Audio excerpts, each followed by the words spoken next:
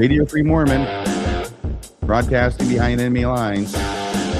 Episode 439 tonight. When Mormon prophets get it wrong.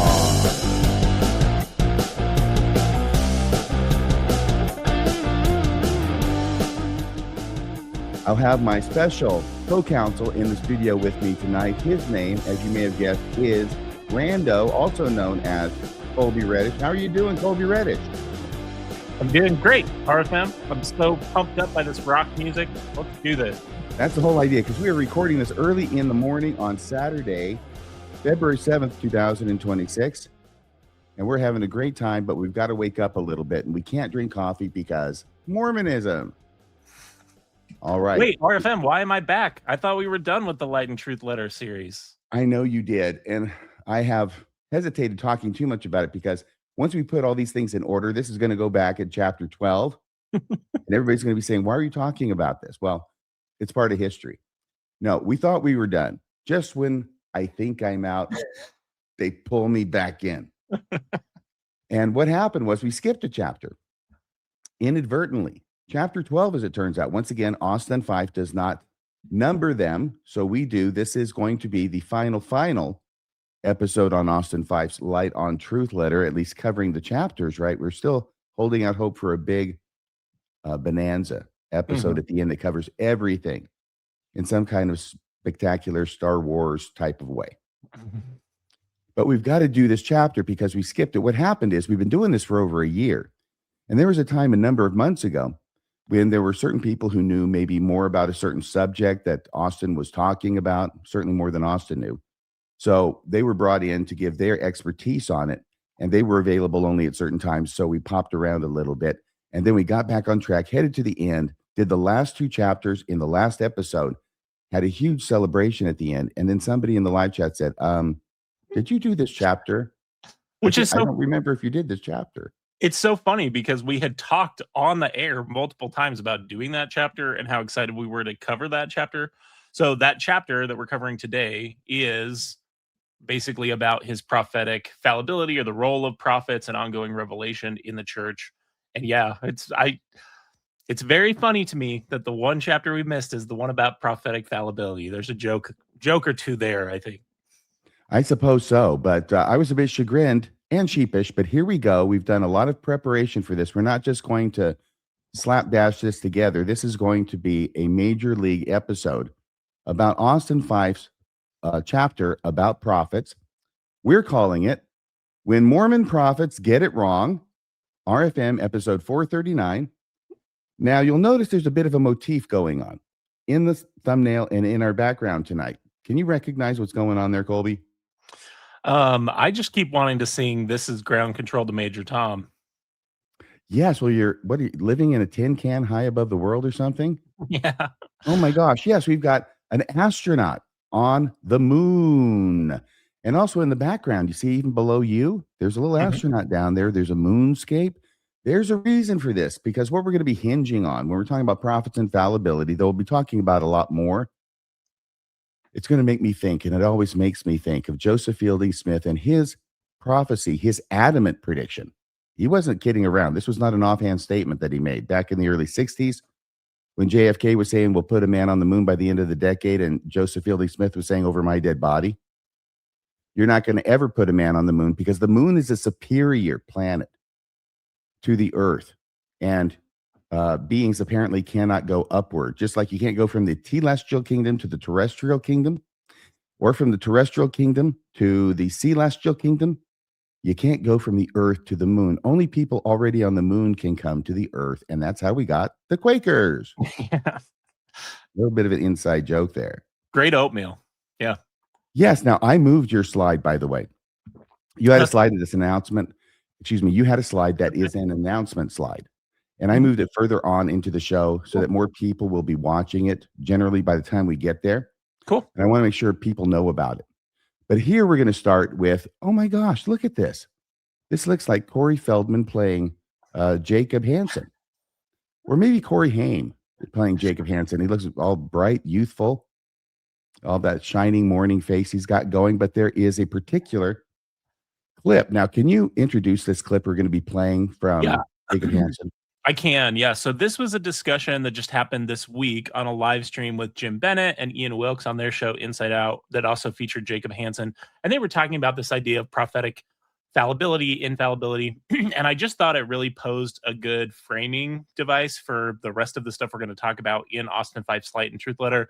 They're basically making very similar arguments. And so I thought it gives a good, like, there's about a 1 minute clip here that we're going to play from this live stream where they're talking about this analogy that Jacob has used a number of times, and I make an And appearance. you really hate this analogy, don't you, Kolby? I think it's one of the worst analogies, but I had never heard it before.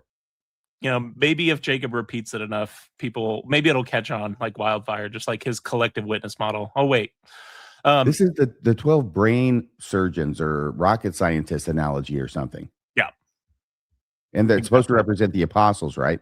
Yep, that's what he's using it to say is like, yeah, the prophets are not infallible, not even doctrinally infallible, because that's what you and I have talked about a number of different times when we talk about prophetic fallibility. The issue is doctrinal inerrancy. And as we've talked about, the issue with doctrinally fallible prophets is they basically have no value proposition. And this is Jacob's attempt to try and say, here is the value proposition. These guys are like the 12 greatest brain surgeons who may not get everything perfect, but they've got this level of expertise that warrants attention. Yes, and it's all made up. It's all just pulled out of his ass. There's nothing to support this. This is classic question begging 101. And I don't know why anybody would fall for this. Apparently, he's got himself convinced that it's correct, or he's using it so much to try and convince himself that it makes sense. It doesn't make any sense to me either. We'll give him a chance to play this. Let me frame tonight's episode, okay? Yep. Just briefly, we're going to go over Austin Fife's chapter that deals with this issue about prophetic infallibility, because in the Mormon church and in any church that claims to have prophetic communication with God, and Mormons aren't the only one, and historically there have been a lot of them, guys or gals coming along saying we've got a direct pipeline to God, so listen to what we say because we're telling you what God wants you to know. Now, what happens inevitably with these prophets is that they will ultimately, and usually in short order, start getting stuff wrong. And then they have to, and their followers have to, come up with reasons and excuses how it is that they can get stuff wrong and still be a prophet. And there's a number of excuses like this. We'll go over this in the very first part of the show.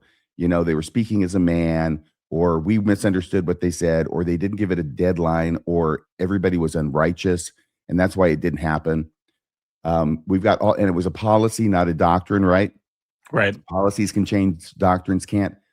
But eventually, if you study this enough in Mormonism, you come to the point where there are certain examples where those excuses will not work. And the priesthood and temple ban is the classic example of it. And we'll get a little bit into that tonight. But I trust everybody knows that for 126 years, the Mormon church, through its prophets, starting with Brigham Young and ending with Spencer Kimball, had a doctrine in the church, a teaching in the church, a practice in the church that said that black people cannot enter into certain buildings that the church had. And they are were the most sacred buildings that the church has. And those are temples of God, into which, by the doctrine and practice of the LDS Church for 126 years, black men and women could not enter. Black men could not hold the priesthood either, as can every single other male in the church from the age of 12 on up. But black men could not hold the priesthood. So that is the priesthood and temple ban that went on in the church. And this is where, if you're going to even be remotely honest, or it's not necessarily honesty, it's a realization that you're going to get crucified on this issue if you try and argue that somebody was speaking as a man, or that there's a time limit on it, or something like that, right? And more people have studied it enough to realize there is no excuse that will cover it. So people like Jacob Hansen has come up with a brilliant defense that prophets do get things wrong, and God's okay with that. But he doesn't seem to deal with the problem that defense causes. Yeah. And not only, if you have prophets who get things wrong, they're not even prophets. and not only that God is okay with that, but actually that this is a more compelling model of prophets, that this is actually something we use to learn and further our agency. That may be more like that may be more Jim's viewpoint in this conversation that we're playing this snippet from, but it's one of those situations where I just think it's absurd. Like, the fact that there's a problem actually means we have less of a problem is basically what they, what they turn around. This is the best way, because this is the way it is, which means this is the way God wants it to be. Therefore, we just got to figure out how it is that this is the best way. Yep. Here comes the clip. You ready for this? Let's do it. Priesthood leader. So now some people may take issue with that idea of like the 12 greatest brain surgeons, because they're like, well, the apostles aren't the 12 greatest brain surgeons. You've got Kolby Reddish in the comments doing exactly that. This is I noticed that. That's why I want to bring it up. Using it. So here's the issue I hear a lot of people bring up with it, is that they want to say, no, they aren't the most reliable source for treating the brain cancer. My thing is like, okay, we're talking about spiritual matters here, right? Okay, I always says, point me to a more reliable source. Point me to a more reliable source. And my goal, remember, fundamentally, I'm a Christian. I'm trying to find Jesus Christ. Who should I rely on as an authority higher than the prophets of God? Now, if you want to say yourself, to a certain extent, I want to say, yeah, that's a really bad standard, because people individually, like that's basically to deny that God calls prophets. That's to deny what Jesus teaches in Scripture. It denies the entire precedent of the prophetic tradition. He is so lame. He is so freaking lame. I'm sorry. Even a minute, I couldn't stop myself from talking over him there at the end. It was so bad. So these guys are 12 brain surgeons. Hey, first off, before I go on, tell us, why do you think this is a terrible analogy and that Jacob should stop using it? Oh, because the track record, and I think people could see it in the live chat. I asked, do we have any good reason to believe this is an apt analogy? So analogies, arguments by analogy, are a great way to make a point, but they only carry through as far as the analogy is apt, as far as the situation is actually analogous. So I know it's really convincing for Jacob to say, these are like the 12 greatest brain surgeons, but there's absolutely no good reason to believe that these guys' track record demonstrates that they are the 12 greatest brain surgeons, even when it comes to spiritual matters. And that's why I thought this was a great framing for the rest of this episode, because that's what we're going to basically explain is these guys' track record. Are they the 12 greatest brain surgeons, or are they just a bunch of doddering old men that sometimes get things right and sometimes get things wrong? You mean like everybody in the world sometimes like gets things right and sometimes gets things wrong? Yep. Well, I don't think there's anybody in the world who gets things right all the time. The good news is that there's also nobody who gets things wrong all the time. Yeah, and I think the other problem is that it's true to say everybody gets things wrong and everybody gets things right.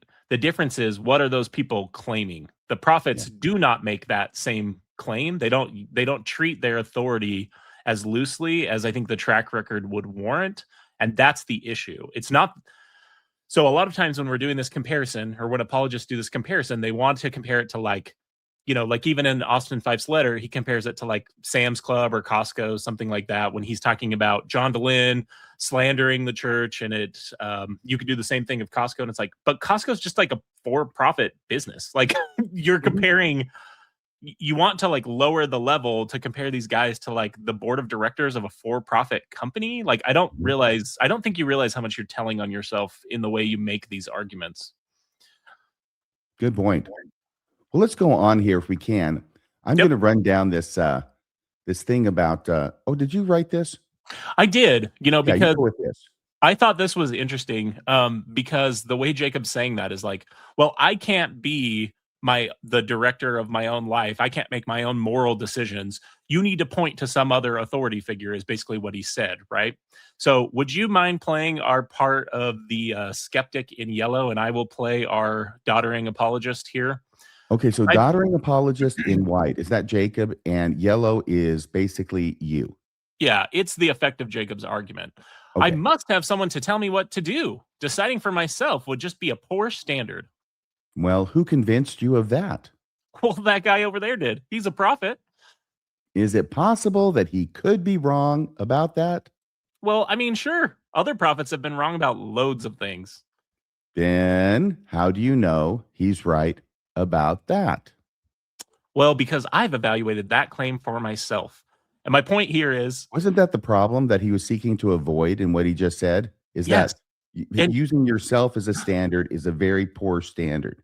Yes. Even though all 12 of these guys he's talking about apparently are using themselves. Exactly, because prophets are men of their time and they're influenced by their time.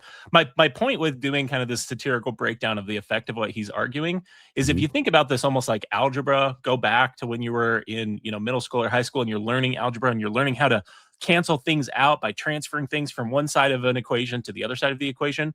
Yeah. What you see here is while it sounds more compelling to have this external standard of checking on these prophets and apostles, if the only reason you've accepted their authority is because you have decided that you're convinced of their claims, or you've decided that you've had a spiritual experience, you've decided to believe their claims, really, functionally, you can cancel out all of the rest. You just are deciding what to believe because you have become convinced of those claims.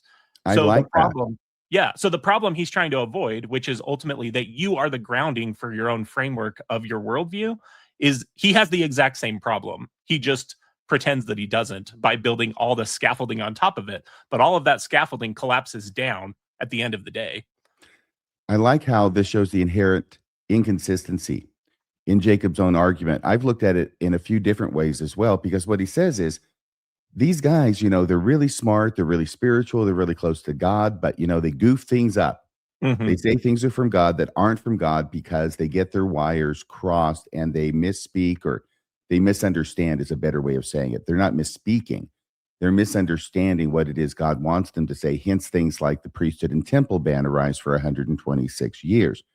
And what I say is that when he acknowledges that they make mistakes sometimes in doctrine, which he has done, right? What I say is, okay, that's easy to say, and it gets you around this problem. But there's a much worse problem waiting for you just one or two steps away, and that is this. That one of the things that these prophets teach is that they have the priesthood. Are they wrong about that, Jacob? Is that one of the things they're wrong about, and how would you know? Do they have the keys of the priesthood? Are they wrong about that, Jacob? Is this one of the things they're wrong about, and how would you know? And then there's this little matter that the prophets teach us what we need to do in order to be saved, in order to be exalted, in order to return to Heavenly Father, and be sealed forever with our families. What if that's one of the things they're wrong about, Jacob? That's why it's so devastating for a Mormon, and here it's Jacob Hansen, admitting that prophets can make mistakes in doctrine, which he has to do only because it's now incontrovertible from the history of the church that that's the case. But once you admit it, you've destroyed the value proposition of having them in the first place. Well put. Thank you. And here's something. This is kind of fun. When I was an apologist back in the 1980s, I knew about this, but I never really paid it much attention because it always seemed kind of silly. And obviously, he was just wrong. So he's speaking as a man. Right? But this is a problematic thing. LDS prophet, Joseph Fielding Smith, and we'll talk about that title prophet here in a second, all right? It's May 14th. It's 1961. It's the Honolulu Stake Center, where he decided to unburden himself of his theological understanding, which he's quite certain of. Notice how he puts this. Can you read this, Kolby, what President Joseph Fielding Smith said back then? We will never get a man into space. This earth is man's sphere, and it was never intended that he should get away from it. The moon is a superior planet to the earth, and it was never intended that man should go there. You can write it down in your books that this will never happen.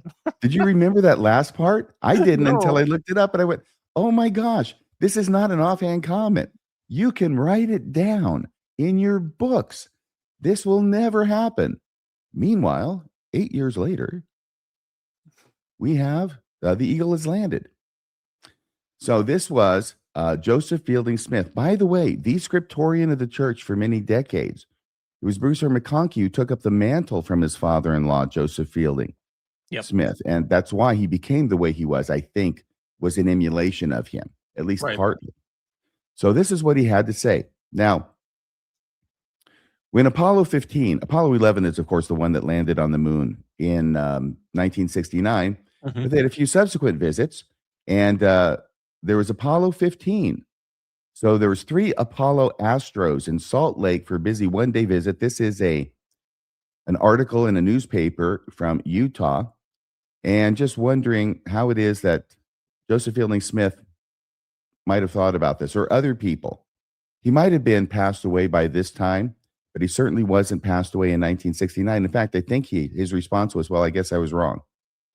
Okay. It's one thing for me to be wrong. I don't lead a church, and I'm not sustained by everybody as a prophet who has the pipeline to God, who is telling you, you can write this down because I understand the scriptures. And the book of Abraham, which is scripture in the Mormon church, says that you can't go from one to the other. Okay, at least it's his understanding prophetically. And so that's what he says, and he's wrong. But when a prophet is wrong, that's a problem. He's not wrong about, Crest versus Colgate toothpaste. He's not wrong about Diet Coke versus Diet Pepsi. He's wrong about doctrine. And not just wrong. He's wrong, and he's the one who staked his reputation on that very claim by saying, write it down, this will never happen. That's the other difference. I made a mistake. Well, not a mistake, but I predicted a few months ago, you and I, you hosted me on an episode of Mormonism Live where we talked about the Great Isaiah Scroll and its import for the Book of Mormon's Isaiah chapters.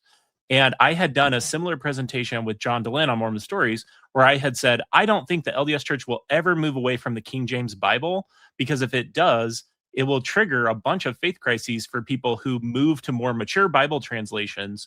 Right. And so I just don't ever see it happening. Well, 3 weeks to the day after we had filmed that episode and I'd said that, the church announces, hey, we're, basically greenlighting. They're still reliant on the King James Version, but hey, we're greenlighting other Bible translations to be used in Sunday school and in seminary programs.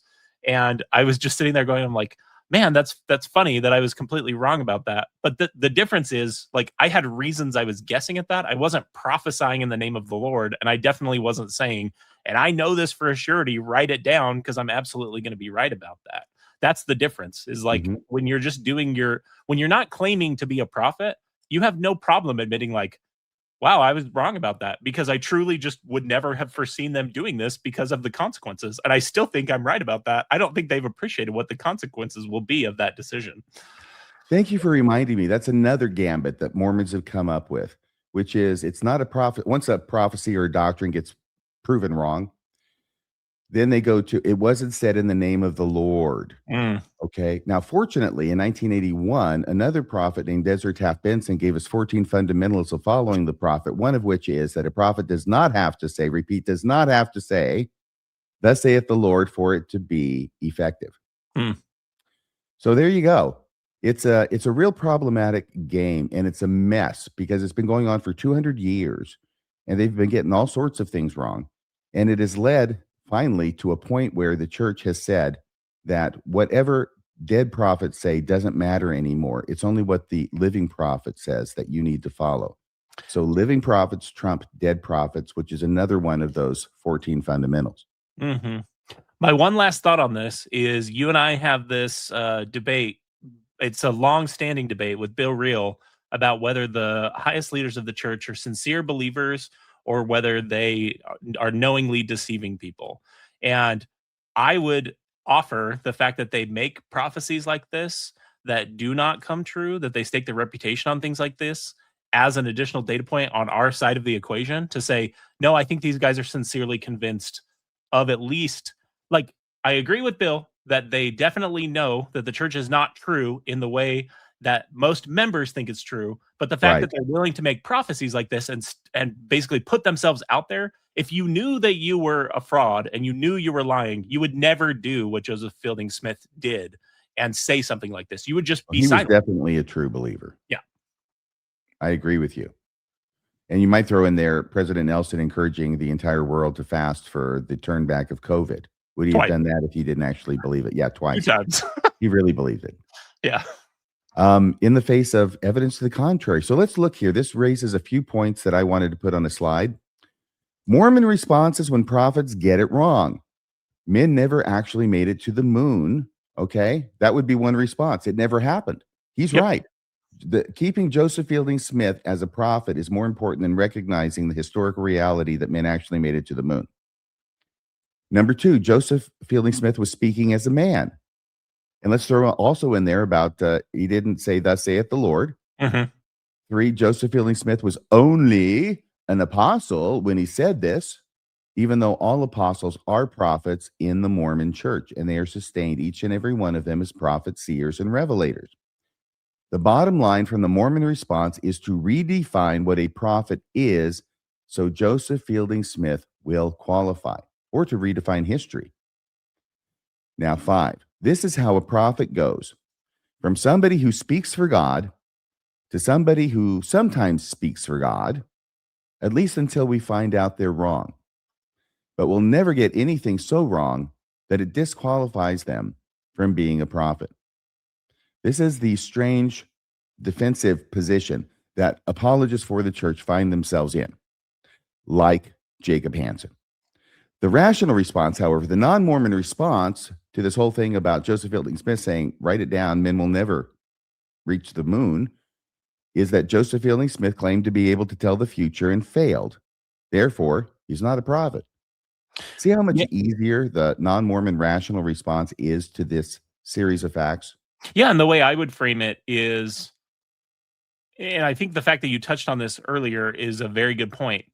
There are these very deep, unknowable spiritual truths about your salvation, your eternal fate that these guys teach that you have to accept based on faith, because no one has been to the other side of death's door and returned and can, say, I have seen all of this stuff. Oh, sorry, go ahead. I said, except for Moroni. Don't forget Moroni. Yeah. But of course, we only get that secondhand. Anyways, my point is, when you see an example like this of these guys claiming to know something through spiritual means, being absolutely wrong about it, that should absolutely affect whether you're going to continue to believe the other things they're claiming they know by spiritual means that cannot be demonstrated to you and that you have to accept based on faith. That, I think, is the steel man critical position on this point. This is my point of, these aren't the 12 greatest brain surgeons, Jacob. I don't even think they're like resident level based on their track record. These guys flunked out of pre-med. All 12 of them did. So the rational response at the bottom. So what Mormons have to do is they have to do everything they possibly can to avoid the obvious rational response to the fact that this didn't happen. And I think that underscoring that you did is very important, because when men, let's just call it people, okay, or prophets, whatever, when Mormon prophets get something wrong, and we know it's wrong because we can test it, how do we know they're not getting things wrong where we can't test them? Exactly. That's where they want to retreat to. This is where we're always right. The problem is that now we know that we have to be suspicious of that claim, because in the stuff we can test, we can find out that they get things wrong all the time. Okay, so here is Joseph Fielding Smith again with another great one. If evolution is true, the church is false. That's from his Doctrines of Salvation, Volume 1, page 89. If evolution is true, the church is false. Well, I think evolution ends up being kind of true, doesn't it? Kolby, I'm not really as up on science as you are. Isn't it generally considered to be true now?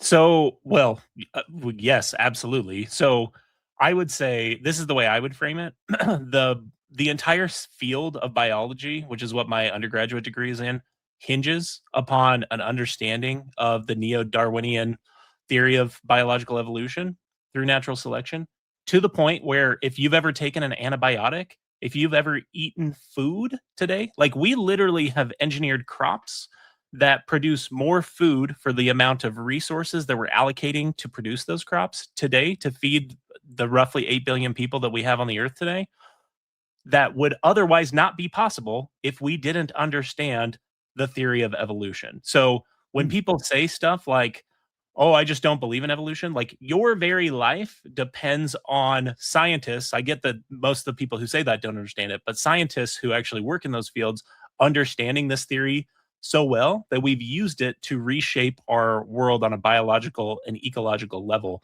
The other thing I'd say for people who think evolution doesn't happen, like I've watched it happen with my eyes in a lab. Like that's how you learn these things in the sciences, is by actually doing. This is what science is about, right? Karl Popper's idea of falsifiability. Something isn't science unless it's actually testable. That's one of the reasons that I think about even prophetic claims through that same lens is if something's not testable, if it's completely unfalsifiable, frankly, I'm just not interested in discussing it. Because if we're making claims about the way reality works, reality is testable. And so the claims that are being made about reality should also be testable. The reason, I was just going to give one more thought, which is the reason that Joseph Fielding Smith is saying this is because for biological evolution to be true, there would have needed to be death before the fall to lead to humans existing. And the Book of Mormon plainly claims, and other prophets have plainly claimed, that there was no death before the fall of Adam. And that simply cannot be true if the theory of evolution is true. Now, I will say there were other church leaders who very much disagreed with Joseph Fielding Smith on this point, including folks like that had more of a scientific background, and they found their own little weird workarounds for Like why Talmage and Widsoe. Talmage and Widsoe, and I think even B.H. Roberts a little. I was thinking of B.H. Roberts, yeah, because they talked about pre-Adamites and what that means for like people's salvation. Anyways, very interesting kind of Elseworlds versions of the church to think about. Like, what if that strain of Mormonism had won out instead of Joseph Fielding Smith's version of Mormonism? And then, his son-in-law, Bruce R. McConkie, basically carried on that fundamentalism. Yes. Anyways, I think I've said way too much about biological evolution. But we hung on every word, Kolby. We hung on every word. No, this comes from, he was basically borrowing, as I understand it, Protestant Christian arguments against evolution. And this boils down to Jesus came to save us from the fall. Therefore, there must have been a fall to save us from. No fall, no Jesus. And if there's evolution, there's no fall. Therefore, if evolution is true, the church is false, or Jesus did not die and resurrect. There was no purpose or point in that.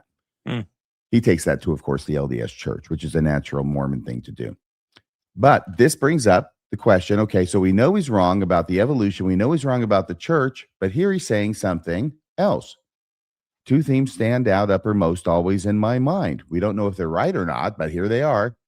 That Jesus Christ is the Son of God who was crucified for the sins of the world. Is this something else he's wrong about, Jacob? He's a prophet. He's wrong about some things. Is this one of them? And that Joseph Smith was a prophet.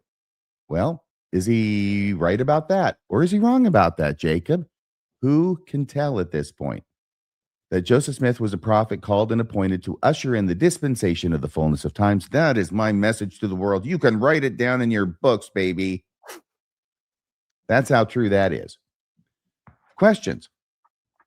If Joseph Fielding Smith were wrong or was wrong about men never landing on the moon, and if Joseph Fielding Smith was wrong about evolution not being real, on what basis do we believe his words about Jesus Christ and Joseph Smith? If he's wrong on the one, might he be wrong on the other? And if Joseph Fielding Smith is wrong about Jesus Christ and Joseph Smith, on what basis would we know, Jacob? And that's where that question. That's where it comes back to the way I framed it, because the way they're going to know is by using their own internal compass to decide. And then you end up right back at the very problem that Jacob said was a problem and was a poor standard to judge truth by, is through yourself. Now, of course, they're going to say, well, that's why we have the Holy Ghost. I think in an earlier episode, we have the Holy Ghost. We don't need the prophets. If we have the Holy Ghost that can actually trump prophetic pronouncements, which Jacob has said that if they were to allow gay marriage in the temples, he would leave the church. That's how much he believes in the prophets. He doesn't, that statement tells me he doesn't believe in the prophets. He believes in himself. Yeah.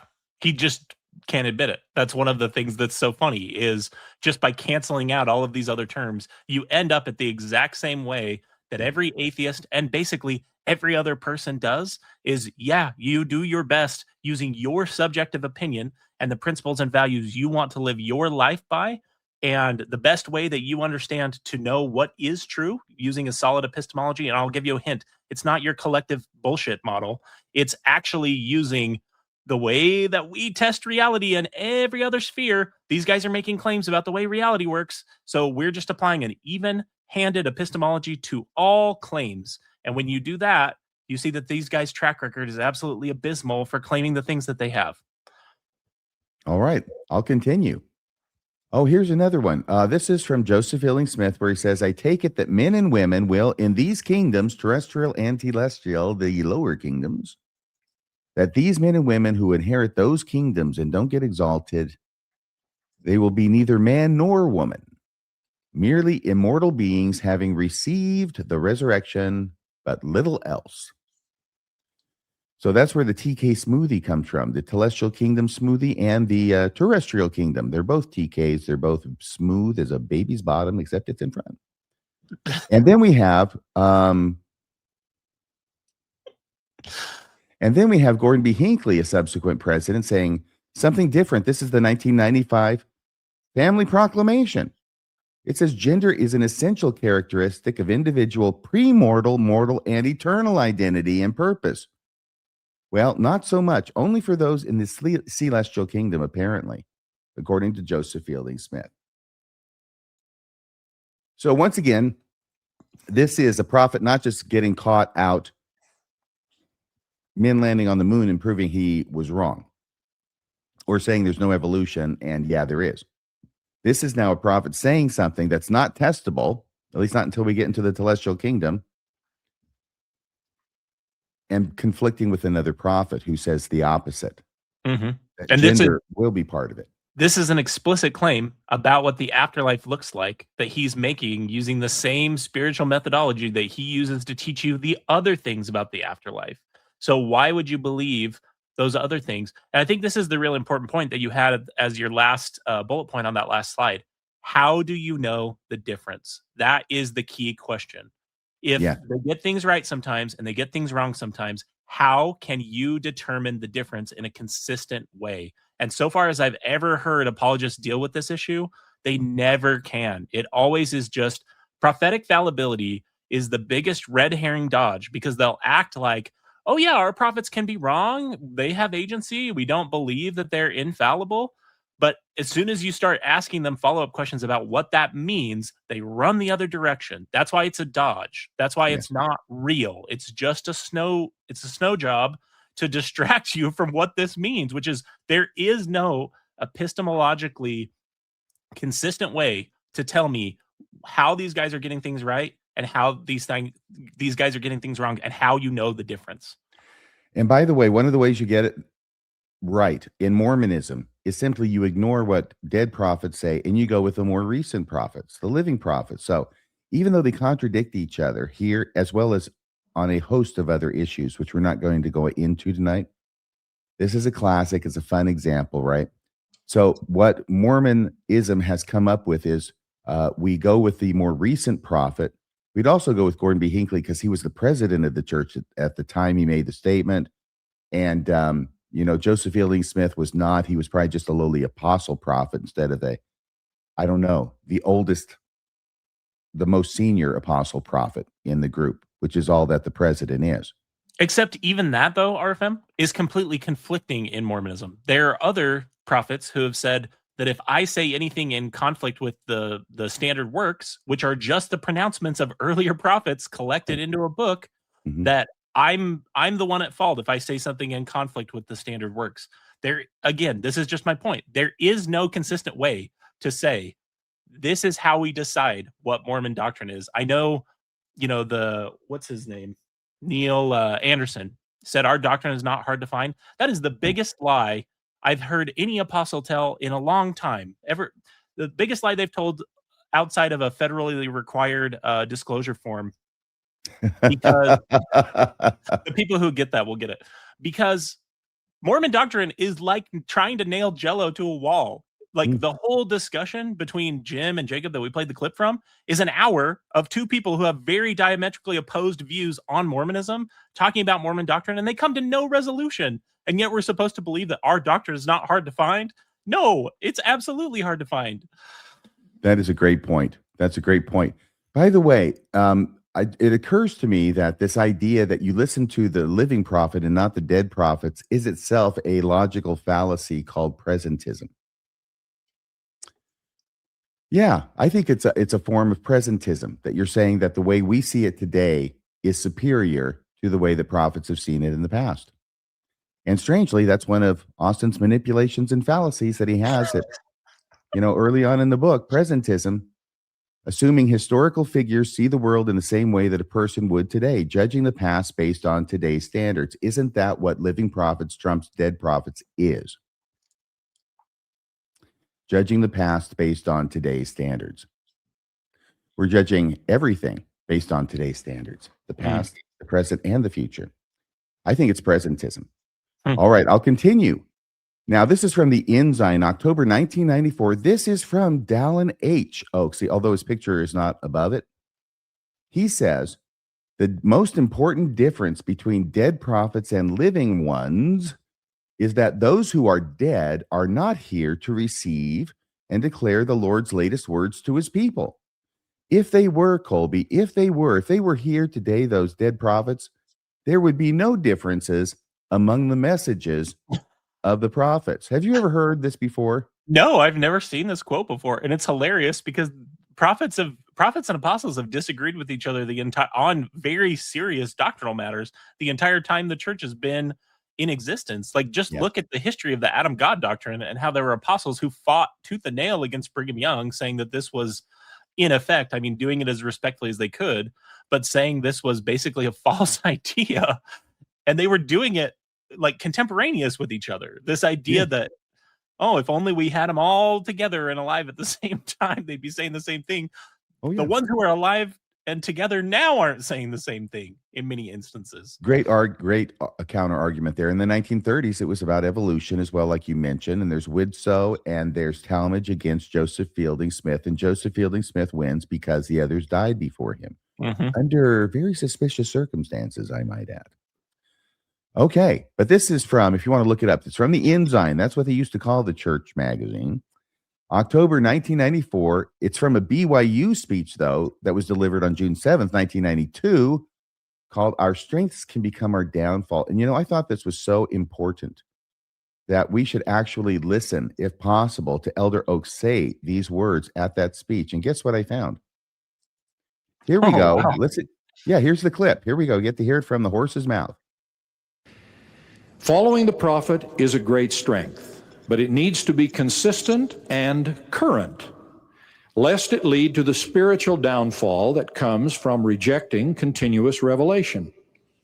Under that principle, the most important difference between dead prophets and living ones is that those who are dead are not here to receive and declare the Lord's latest words to his people. If they were, there would be no differences among the messages of the prophets. Yeah, looks like they're writing that down in their books. What a stupid tautology, by the way. The biggest difference between, just think about the effect of what he said for a second. The biggest difference between alive prophets and dead prophets is the dead prophets are dead. Well, yes, obviously that is true. It's a tautology.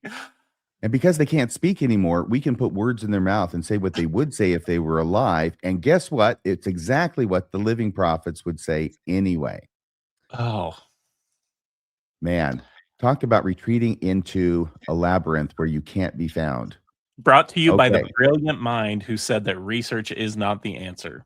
I know. Every time I play a clip from him, especially in his younger years like this, I expect him to follow it up with saying, I am not a crook. Let's see what we have next here. We've got another slide. Oh, that was the clip, I believe. Oh, we get to play this one. Okay. Now, this is Sherry Dew. I played this before on last week's episode. It deserves a replay because what she's going to rail against is blind faith.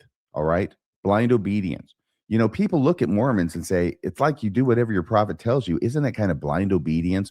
Well, Mormons at least are smart enough to realize that blind obedience, even though that's what they do, is a bad thing to do. So they're going to argue against it being blind obedience, while at the same time describing what they do, which ends up being a description of blind obedience, which is what Sherry Dew does here.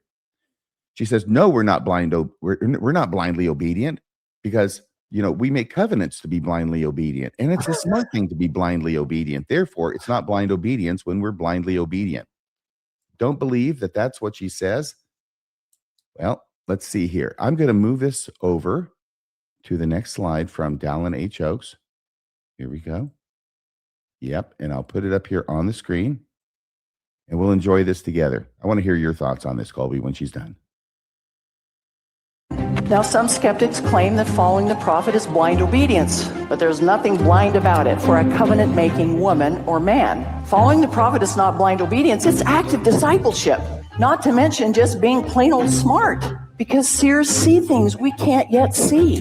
There are, of course, those who will challenge this statement and cite mistakes prophets have made in the past. I am not suggesting the prophets are perfect, because they aren't. The scriptures are full of imperfect prophets. Jesus Christ is the only perfect being to live on this earth. But just days before his martyrdom, Joseph Smith made an important distinction between his personal weaknesses and his prophetic role. Quote, I never told you I was perfect, but there is no error in the revelations which I have taught. Policies change, doctrine does not. What a wild example, too, to pick out Joseph Smith, because Joseph Smith literally changed the revelations, like literally went in and edited the revelations through revised versions of both the Book of Mormon and the Doctrine and Covenants. He made those changes. Now, people are going to argue, well, because he received those originally, he's just correcting them back to what they should have been or evolving light and knowledge. But she's saying he made no error in the revelations, and yet he made changes to the revelations to correct errors. Like, this is just so wild.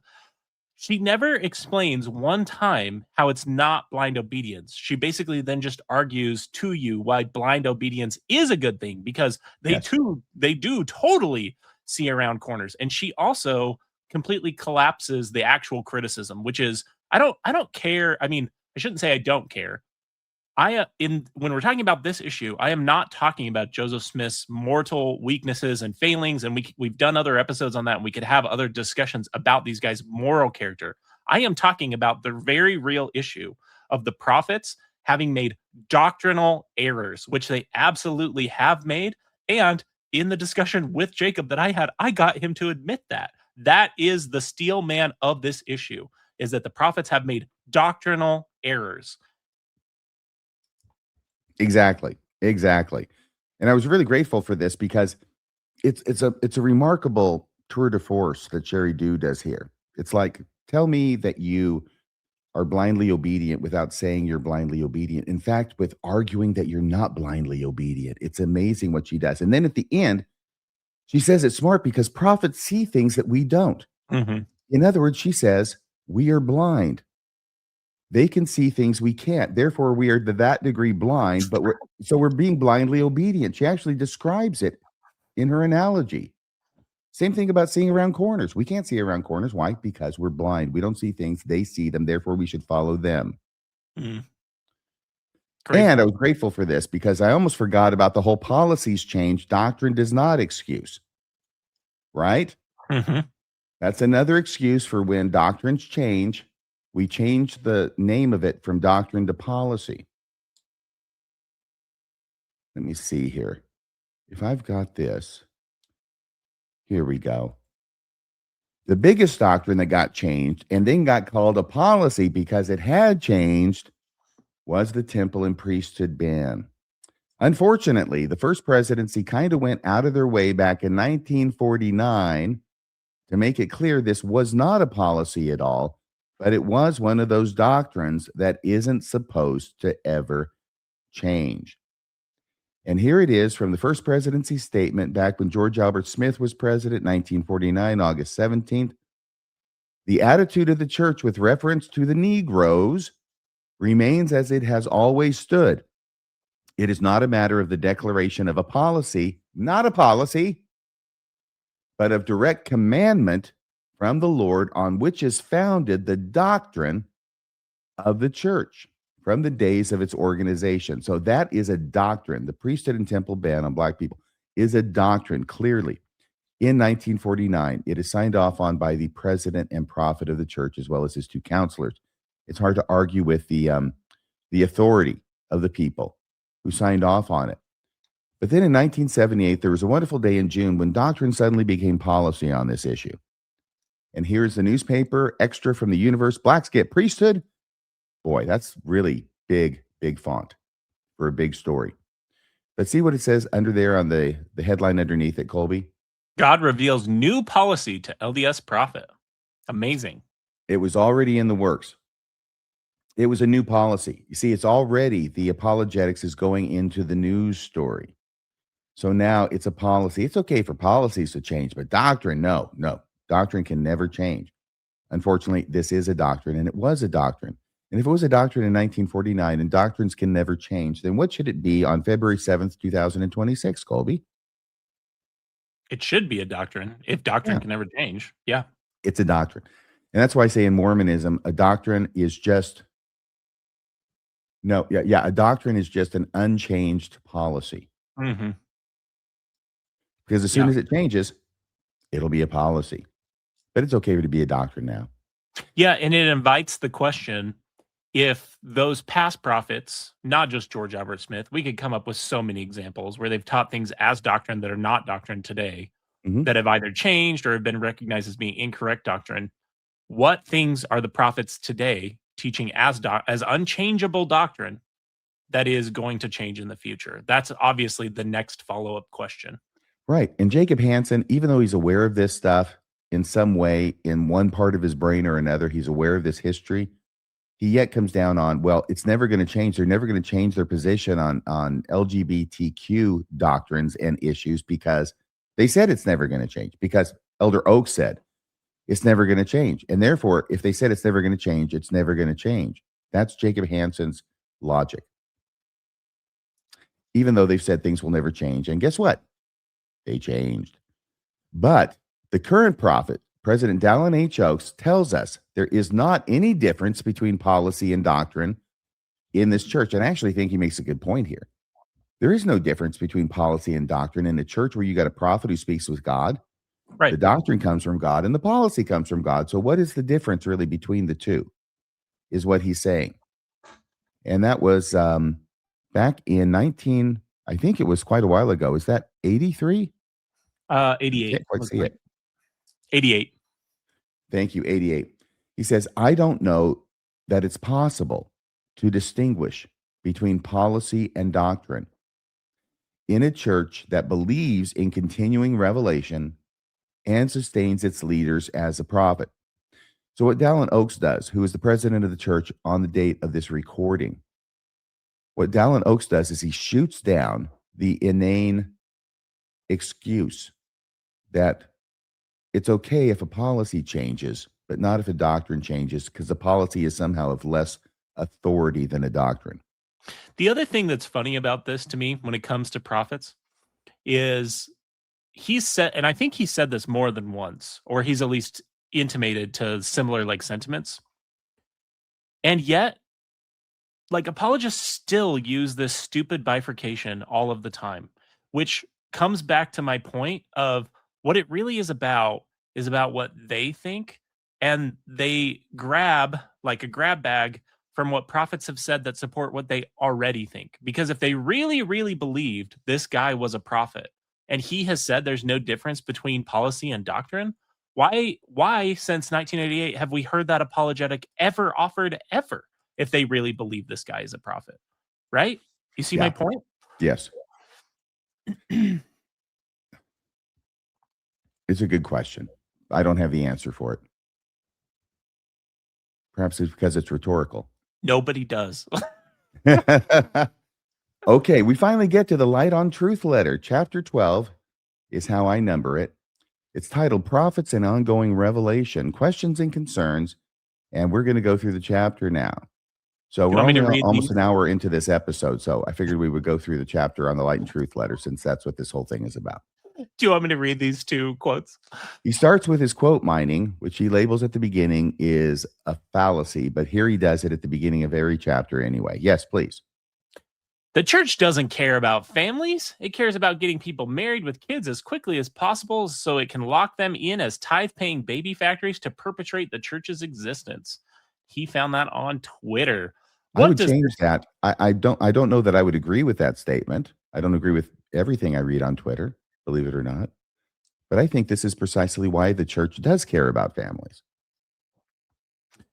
Yeah, it is very revealing too.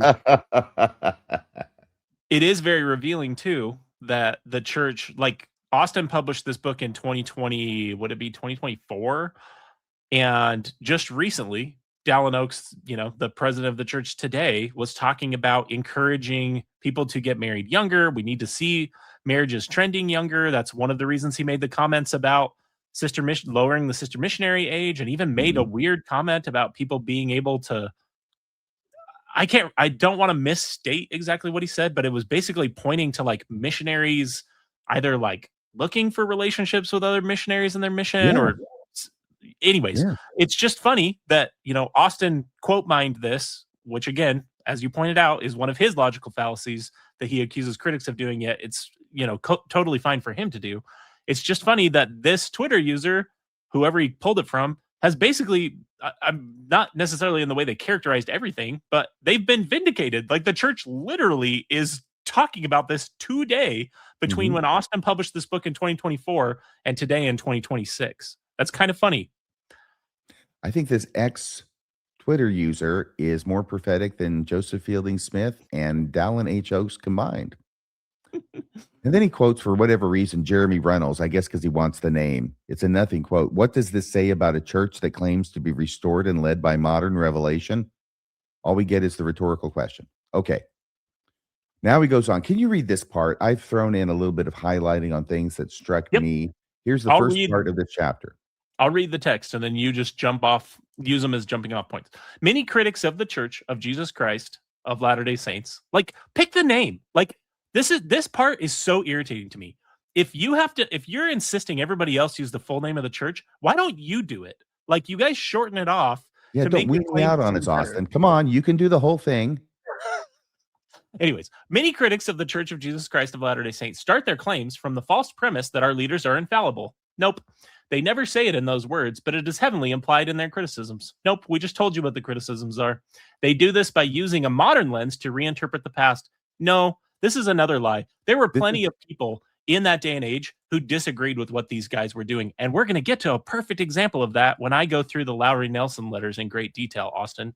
And once again, this is all constructing a straw man of what our argument is. We've told you what it is, and he wants to twist it to something else. Although he's actually going to follow Jacob's line.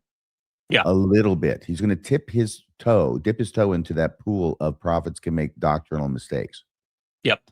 In the critic's defense, many members of the church falsely believe that church leaders can make personal mistakes but cannot make theological mistakes. And that's where he does it. And he has given away the farm here. It's understandable that we get this wrong because he's actually smart enough, and he's on the inside circle, Austin is, that he understands the truth of it, that lots of his fellow Mormons get wrong, that actually prophets can screw things up doctrinally as well as otherwise. Oh, the other thing that just makes me furious about when apologists say this, though, is look who is blamed for this incorrect, even if you accept that it's an incorrect belief.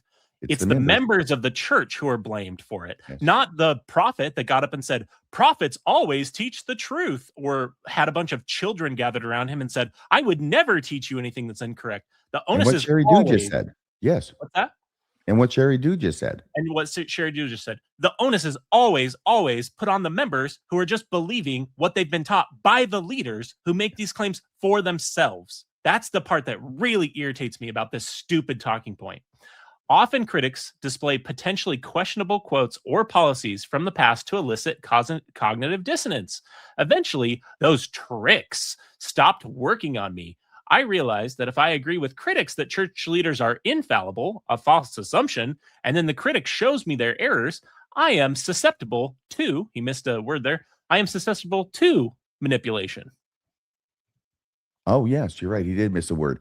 I am susceptible to manipulation. So as soon as I get rid of any value proposition that the church has, as soon as I argue all the things that the prophets have said about themselves from the beginning to today, they continue to say this. I played a whole stream of clips. I just got done playing a few of them, right? And the last RFM episode, I played a bunch of clips on this along this line because that was the whole point of it.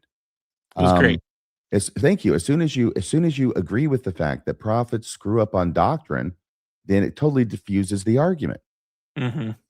As long as you refuse to accept where the argument ineluctably leads, which is, well, they're not prophets, or you redefine prophets out of having any meaningful existence. Why would you listen to a guy to find doctrine, to learn doctrine, to know what's true? Why would you listen to a guy that you already know gets things wrong about doctrine? I have no idea. It makes no sense to me. Yeah, and it is the things that you can't prove wrong, that are unfalsifiable, that are the most concerning about somebody. Mhm. Let me give you an example. Can I give you an example? It actually has to do with the Mormon. It has to do with Glenn Beck. And I used to listen to Glenn Beck. This is quite a few years ago. He's been around quite a while.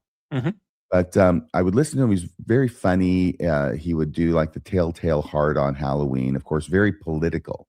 Mhm. And he spoke with authority about politics. And I didn't know what he's talking about. I don't have any independent knowledge of this field that he's going on and on about, but he sure sounds like he knows what he's talking about. So I thought, okay, well, he must be right. Okay.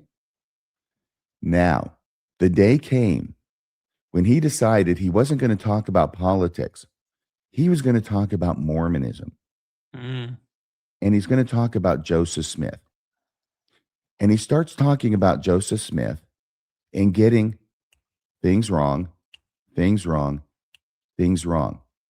Now he's in my backyard. Now I know the subject better than he does. And I can tell when he gets things wrong. And some of these weren't just small things.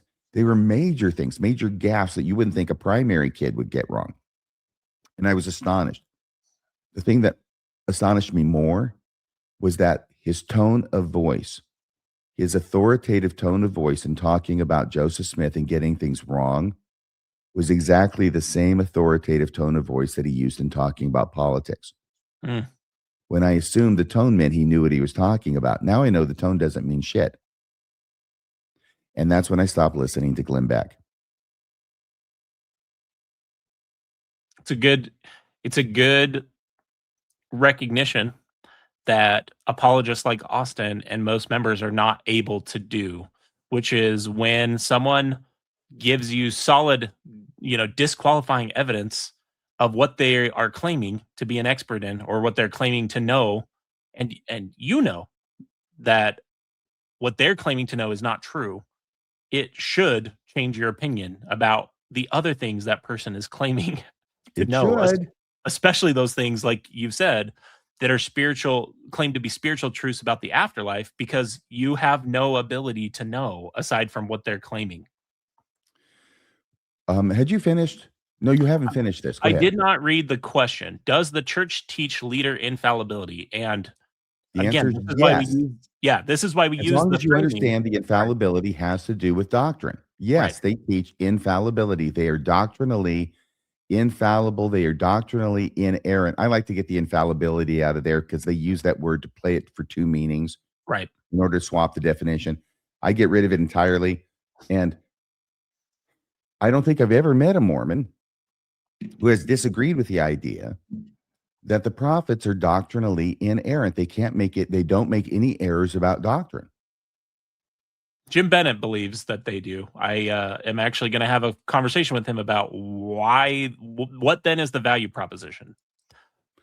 Right, right. Well, that'll be an exciting discussion, I'm sure. I hope to watch it when it happens. Is it planned already? Yep. Okay, great.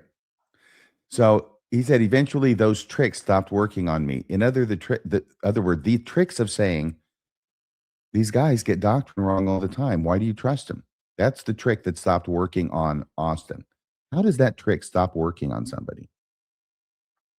They decide in their mind that the prophets being picked on is further proof of the truth of the prophets. They create a workaround in their mind to where disconfirming evidence of something paradoxically becomes affirmative evidence of its truth. Just like the idea of 12 apostles being brain surgeons and making mistakes in doctrine is actually better than if they got things right all the time. Yeah. Yes, that is a perfect example of how they weirdly turn what should be disqualifying evidence into positive evidence, actually. Can I tell you something the church has been doing for a century at least now? That's the exact same thing. We all understand as Mormons that the sine qua non evidence that we would have of Jesus's existence and resurrection is having him appear personally to us. It's what the whole mythos of the second anointing is built around, right? Right. And yet, We know that on one side, and yet what have we been taught by leaders of the church, including Joseph Fielding Smith for decades, which is no, that's not what's going to give you the most sure knowledge. It's this feeling you're going to get from the Holy Ghost. That's what's going to give you a knowledge that's even more sure than having Jesus appear to you. This is the same type of thing, saying that the lesser thing is actually better than the greater thing, because the greater thing just isn't happening. Yeah, and one of the things I feel most guilty about from my time in the church is that I use those same talking points so often to assuage other people's cognitive dissonance. And I literally had like a whole scripture chain that I would go through using the story of the disciples that walked with Christ unknowingly on the road to Emmaus. And, you know, when they sit down, I think it's in Luke 24, and when they sit down and they're having dinner, it says as they're traveling that day with this man who they do not recognize as Christ for some reason that isn't really fully explained in the text, he expounds to them all the things concerning himself in the scriptures, is what it says. And then, you know, they have dinner, and as soon as they recognize who he is, the story kind of weirdly records that, and then Christ basically like vanishes from their midst. I don't know exactly what that looked like, but the point I would use that story to make is, when those disciples then are talking with each other, they don't say like, well, how didn't we recognize his face? How didn't we recognize his voice? They say, did not our hearts burn within us by the way, while he expounded to us the scriptures? And I would use that scripture exactly like it was intended. I would point out to say that spiritual witness is how you really know. Physical knowing, actually physically knowing, the story of Doubting Thomas does the exact same thing, right? It's the spiritual knowing that's completely subjective and completely unfalsifiable. That's the real knowing, not the actual knowing. Yes, exactly. Very good. I'll just mention it here that I think one strange thing that all the gospel writers are consistent on is that in every post-resurrection appearance of Jesus to his disciples, nobody knows who he is. Nobody recognizes him. They mistake him for other people. Yes. And Mary mistakes him for the gardener. The disciples don't recognize him. Maybe we're thinking about what that might mean. Well, right. And Mormons can't get it. Mormons don't get it because we are raised to believe that your resurrected body looks the same as your mortal body. But here in every single post-resurrection appearance of Jesus, nobody recognizes him because obviously he didn't look the same. He looked different, guys. And once you understand that, then all those stories make a lot of sense. All right. So if prophets make mistakes, these are my thoughts that I put on the bottom. If prophets make mistakes in theology or pronouncements about God, are they really prophets? No, they're not. They're just some schmo. Well, and they often use the example of Old Testament prophets weren't perfect, right? They always go to like, well, Moses killed a guy. Do you know of an Old Testament analog story where a prophet claims to know something through revelation, through the Lord, and then in the text is incorrect, the way that we would have to make those allowances for modern LDS prophets? There's some strange stories in the Old Testament. One comes to mind, but I don't think it really fits that. No, I think that's really clear that when God gives revelation to prophets, whether in the Old or the New Testament, it's right. Yeah. Like I say, there's one strange story, but I'm not going to go into it here. That's okay. They'll often point to like things that change. Like I'll use the vision that Peter has that expands the gospel to the Gentiles, but that wasn't a change of like explicit, you shall not do this. It wasn't in as clear conflict, I guess. So I just don't know of one where they have so clearly contradicted themselves in the analog that they're trying to build off of. The strange story from the Old Testament is about this prophet who gets a revelation from God that he's not supposed to leave his house that day. And another prophet comes to visit him and gets a revelation from God that he's supposed to tell this prophet to leave the house. And so prophet number one listens to prophet number two, leaves his house, and gets eaten by a lion. Because actually this was to test prophet number one, who failed spectacularly. So that was the weird story I was thinking of. A more reasonable response might be that this is a disqualifier for those who claim to be prophets, but actually are not. You might think somebody would come up with a test about this, right? If a prophet says something or claims something to be from God and he's wrong, then he's not really a prophet, and you don't really need to worry about listening to him.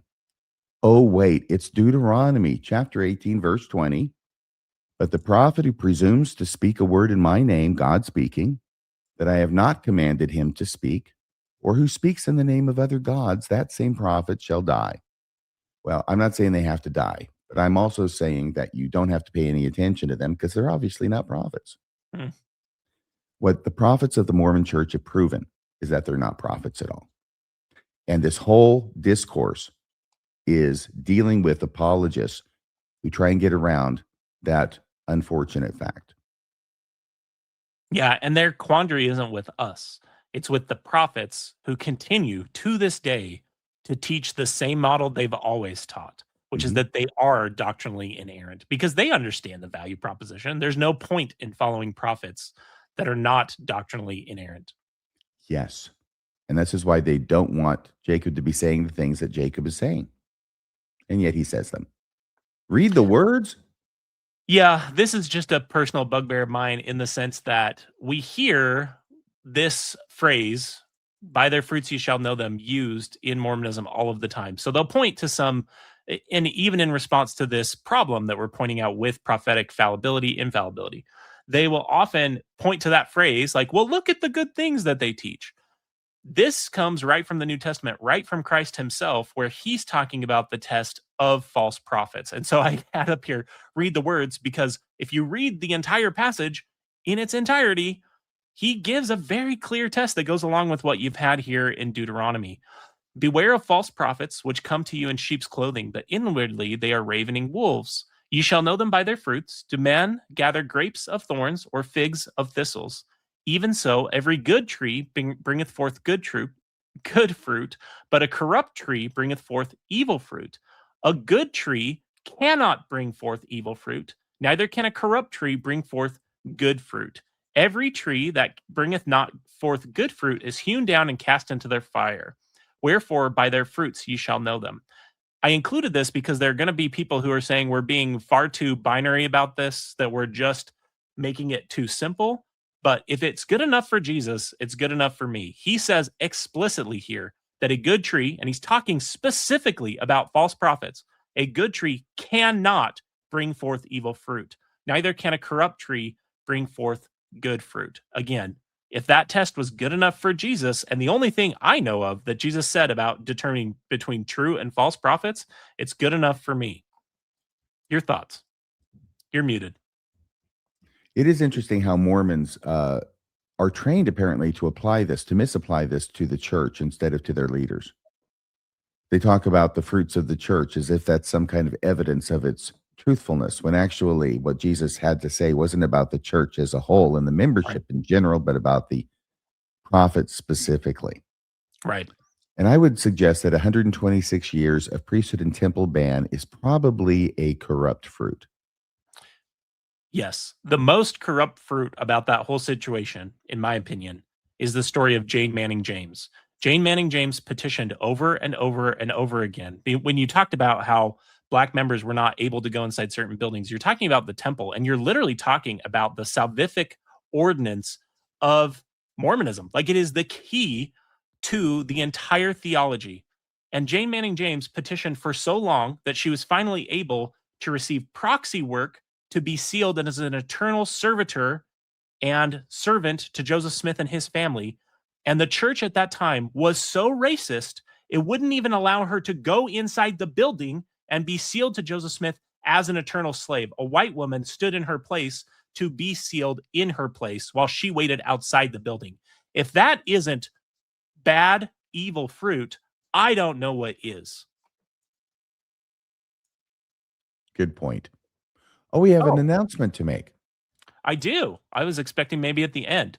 So, as we're wrapping up this series, there have been a lot of people who've reached out to me and asked why I don't have my own show. I don't know exactly what the scope of this show will look like, but I am finally going to start a YouTube channel called Let's Disagree and Other Interesting Conversations with me, Kolby Reddish. It is going to be an interview show hosted by me that focuses on respectful disagreement on life's biggest questions without obfuscation or theatrics. If people watched my conversation with Jacob, which I know you talked about a little bit with Bill, or my conversation with Stephen Murphy, where we just had an honest conversation about like, here's the way I see it, here's the way you see it, and it's not a debate, it's not an argument, but it is presenting evidence in some places and dealing with some of those difficult questions. I want a space to continue having those interesting conversations, even with people who I don't disagree with. That's why I'm saying let's disagree on other interesting conversations. So the idea is that in each episode, I'll bring together either me and a guest or several guests to have these kind of thoughtful conversations where we have opposing viewpoints. We slow down, we define our terms, and we test our assumptions under questioning that goes both ways. So if people are interested in being involved in that or having a discussion that they think would be interesting, I was going to ask them. I want to get basically the first 4 or 5 episodes lined out and recorded before I release any of them in the next couple of months. If they're interested in being part of that, I would ask people to email me at letsdisagreeshow@gmail.com. Well, it sounds exciting. Wonderful, Kolby. I want to join everybody in applauding you. What? Fantastic. Well, so let's disagree. It's like point counterpoint on the original SNL. Do you remember that with is it Dan Aykroyd and Jane Curtin? I haven't seen that. You haven't, where it devolves into name calling, and Dan Aykroyd famously says, "Jane, you ignorant, misguided slut." We'll see if your show devolves similarly. Yeah, hopefully it will not devolve to that level. Okay. All right. Well, we'll stay tuned for that. Was something more? I should just say it's not going to be explicitly about Mormonism or even religion. It's about politics, religion, history. I really want to discuss just anything that I think is interesting, even like biological evolution. We were talking about that earlier. I would love to have a discussion with someone who doesn't believe in biological evolution to talk about that. Well, maybe Jacob Hansen will come on your show, because it sounds like he's willing to come on your show to talk about anything except for the Book of Mormon. Yeah, that's the truth. Because he's not an expert in that, but apparently he is in everything else. Yes, he has said, and I have a clip elsewhere, where he said on that same show, that In and Out show, that the reason that he won't debate you on the Book of Mormon historicity is because he's not an expert in it. Mm-hmm. So here's the deal, okay? But he challenges me to debate me on the subject of what natural explanation best explains the Book of Mormon. Okay, so he's not expert enough to debate you on the historicity of the Book of Mormon. He doesn't know enough about it, but he does know enough about the Book of Mormon to stake his entire life on it. Funny that, isn't it? It's almost like that excuse is just ad hoc and made up, because he also wants to debate me about, is transgenderism real? I didn't realize he was such an expert in gender and sexuality. So yeah, funny that he can't defend his own gender, actually. It's very funny that he doesn't have the expertise to defend his foundational book of scripture, but he apparently has the expertise to talk about any number of other things. It's almost like that is just an excuse, weirdly. Anything other than the Book of Mormon. And I kind of veered off because there's a couple of arguments. The first thing is that he doesn't know it enough to debate about it, but he knows enough about it to stake his life on it. Second thing is, I'm not exactly sure what the difference is in the knowledge base required to debate you on the historicity of the Book of Mormon versus debating me on which natural explanation of the Book of Mormon is the most likely. Can we also talk about the fact that the reason that I wanted to talk about Book of Mormon historicity is because if the Book of Mormon is not historical, which I absolutely believe I could prove, like, to most reasonable listeners, the question of naturalistic theory on where it came from becomes an entire red herring. That's the entire reason that I had picked talking about historicity. Yes. And you know what my answer would be? Which of the naturalistic explanations is a better explanation for the Book of Mormon than Joseph Smith's? All of them. Literally all of them. All of the naturalistic explanations, no matter how ridiculous, are more likely than Joseph Smith's explanation. Even the ridiculous Spalding-Rigdon conspiracy theories are more likely than Joseph Smith's supernaturally required theory. 100 times more likely, at least. Okay, so let's continue here with the letter by Thank you for Fife. letting me pitch that, by the way. Sure. And to be perfectly frank, so this is where Austin is quoting from Dieter Uchtdorf's talk in 2013. I remember. I want to hear a German accent from you, Kolby. I remember this talk. I loved this talk. I will really try to do a German accent. It's going to be really bad. And to be perfectly frank, there have been times when members or leaders in the church have simply made mistakes. That is terrible. That I know sounded like it's becoming Russian. more south of the border. Yeah. There may have been things said or done that were not in harmony with our principles, values, or doctrine. I suppose the church would be perfect only if it were run by perfect beings. God is perfect and his doctrine is pure, but he works through us. His imperfect children and imperfect people make mistakes. Yes, they do. But they're not supposed to get the doctrine wrong that God is feeding them. And if they get the doctrine wrong that God is feeding them, that's because they can't understand God well enough because of their imperfections, which raises the same problem. What else are they getting wrong? Yeah, and this is where I really do, because I remember this talk. I loved this talk so much. I think it was as close as any senior church leader has gotten to making this type of an acknowledgement. Here's my big problem with it, and here's my big problem with, members who have this kind of view of the prophets aren't perfect, and that makes it more beautiful, is that isn't what the church teaches. That isn't the value proposition of Mormonism. That's my issue, is what he's teaching here, as beautiful as I found it at the time, and as much as I do support that kind of cadre inside Mormonism, I want them to win out and control the day, this isn't Mormonism. It just isn't. That isn't what the original claim was. Yeah. I mean, how much in the Book of Mormon did Joseph Smith get wrong? Well, and look at the model in the Book of Mormon. Like, Mormon and Moroni put things into the Book of Mormon literally saying, we don't know why we're doing this, but God is telling us to do this for a wise purpose, and we know not what, right? That's to deal with the lost 116 pages.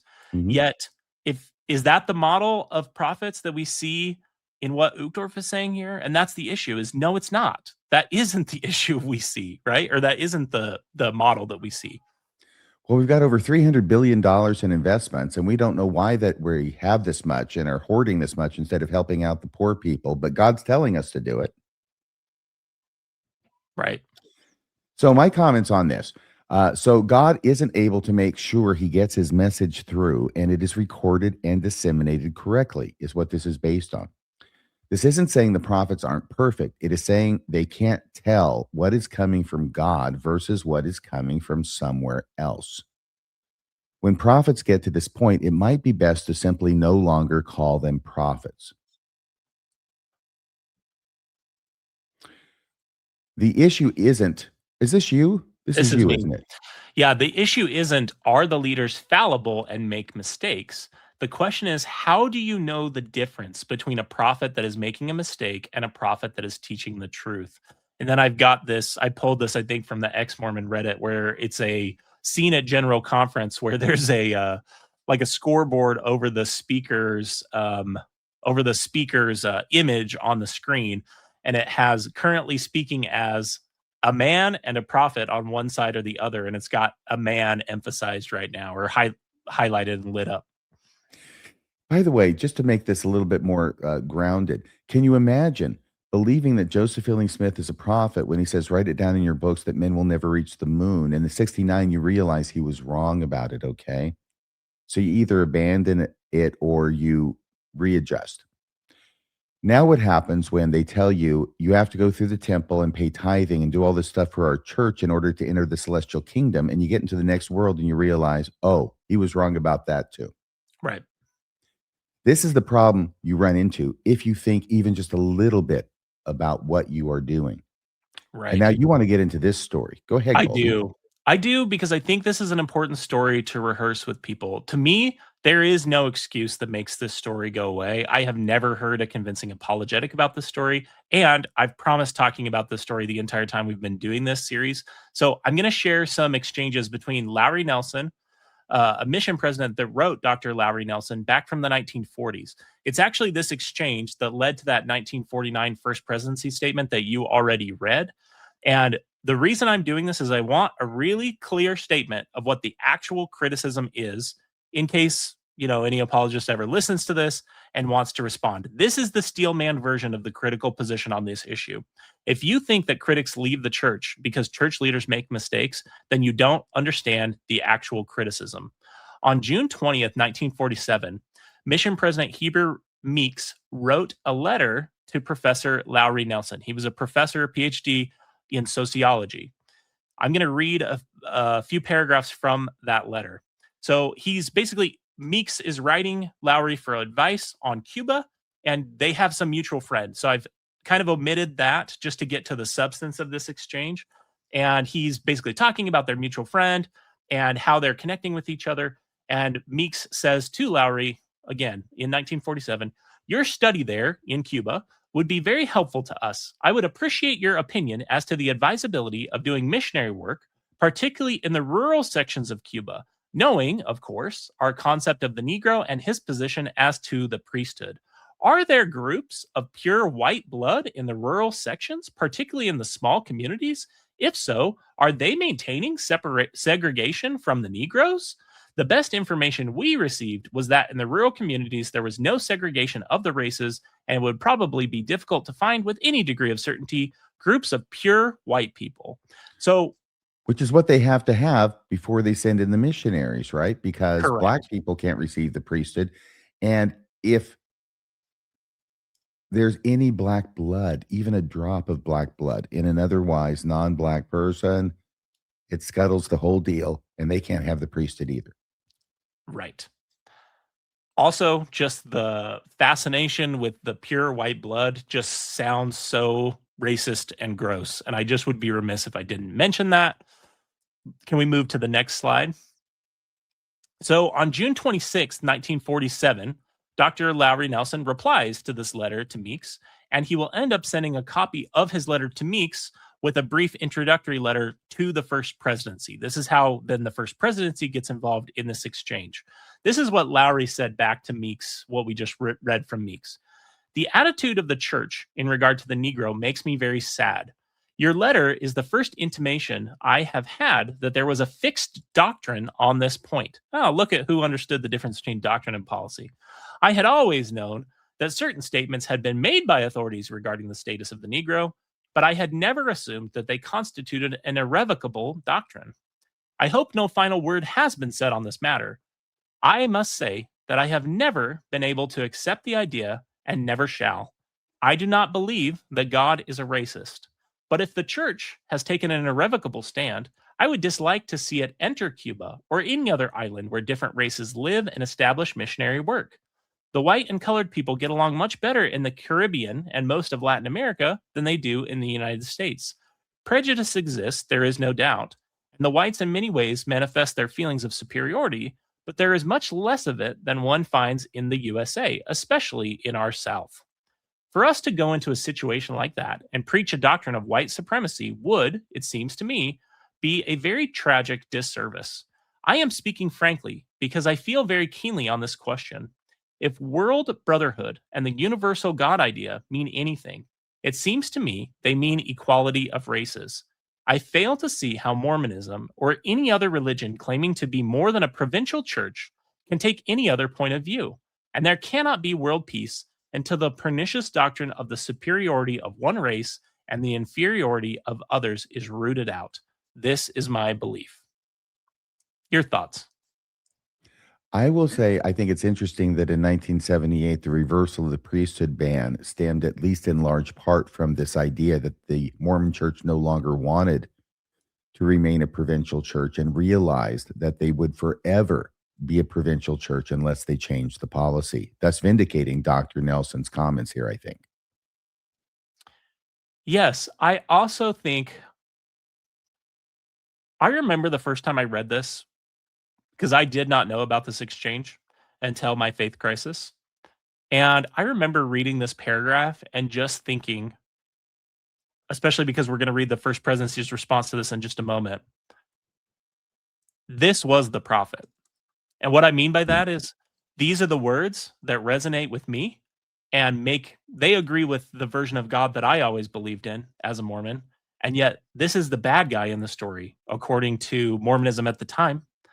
I'm also really touched by the fact that if we look at the timing of this is 1947. So we're just a few years out from the horrors of World War II. And I don't think, well, I know because I've only included the excerpts that touch on race here, but Dr. Nelson talks about how his visits to Europe have affected affected his perspective. The more he traveled the world, right? I think it's Twain said that travel is fatal to prejudice. And we can see that Lowry Nelson's experience actually going out into the world and having those discussions with different people, seeing the way different people live, completely changed his perspective from that provincial perspective that he got inside of the church. Mm-hmm. I think there's one place where he says, in one context, I think we just got done fighting a world war over this issue. He does. Mm-hmm. The First Presidency then responds back to Dr. Nelson because he sent a copy of his letter to Meeks to the First Presidency. They say, do you want to read their letter back to him on the left-hand side? Sure thing. Dear Brother Nelson, as you have been advised, your letter of June 26 was received in due course, and likewise, we now have a copy of your letter to President Meeks. We have carefully considered their contents and are glad to advise you as follows. We make this initial remark. The social side of the restored gospel, the social side, is only an incident of it. It is not the end thereof. The basic element of your ideas and concepts seems to be that all God's children stand in equal position before him in all things. I wanted to pause there.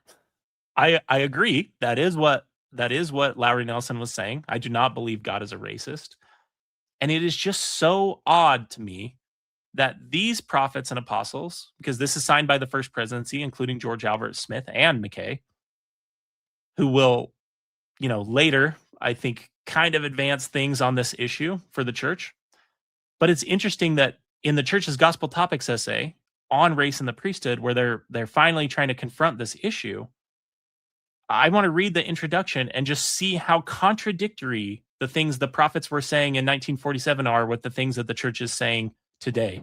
In theology and practice, the Church of Jesus Christ of Latter-day Saints embraces the universal human family. Well, that's odd because these prophets are going to go ahead and say, your knowledge of the gospel will indicate to you that this is contrary to the very fundamentals of God's dealing with Israel, dating from the time of his promise to Abraham regarding Abraham's seed and their position vis-a-vis God himself. So these prophets are teaching something as fundamental, the very fundamentals of God's dealing with humanity, that the church today acknowledges is a racist, incorrect doctrine.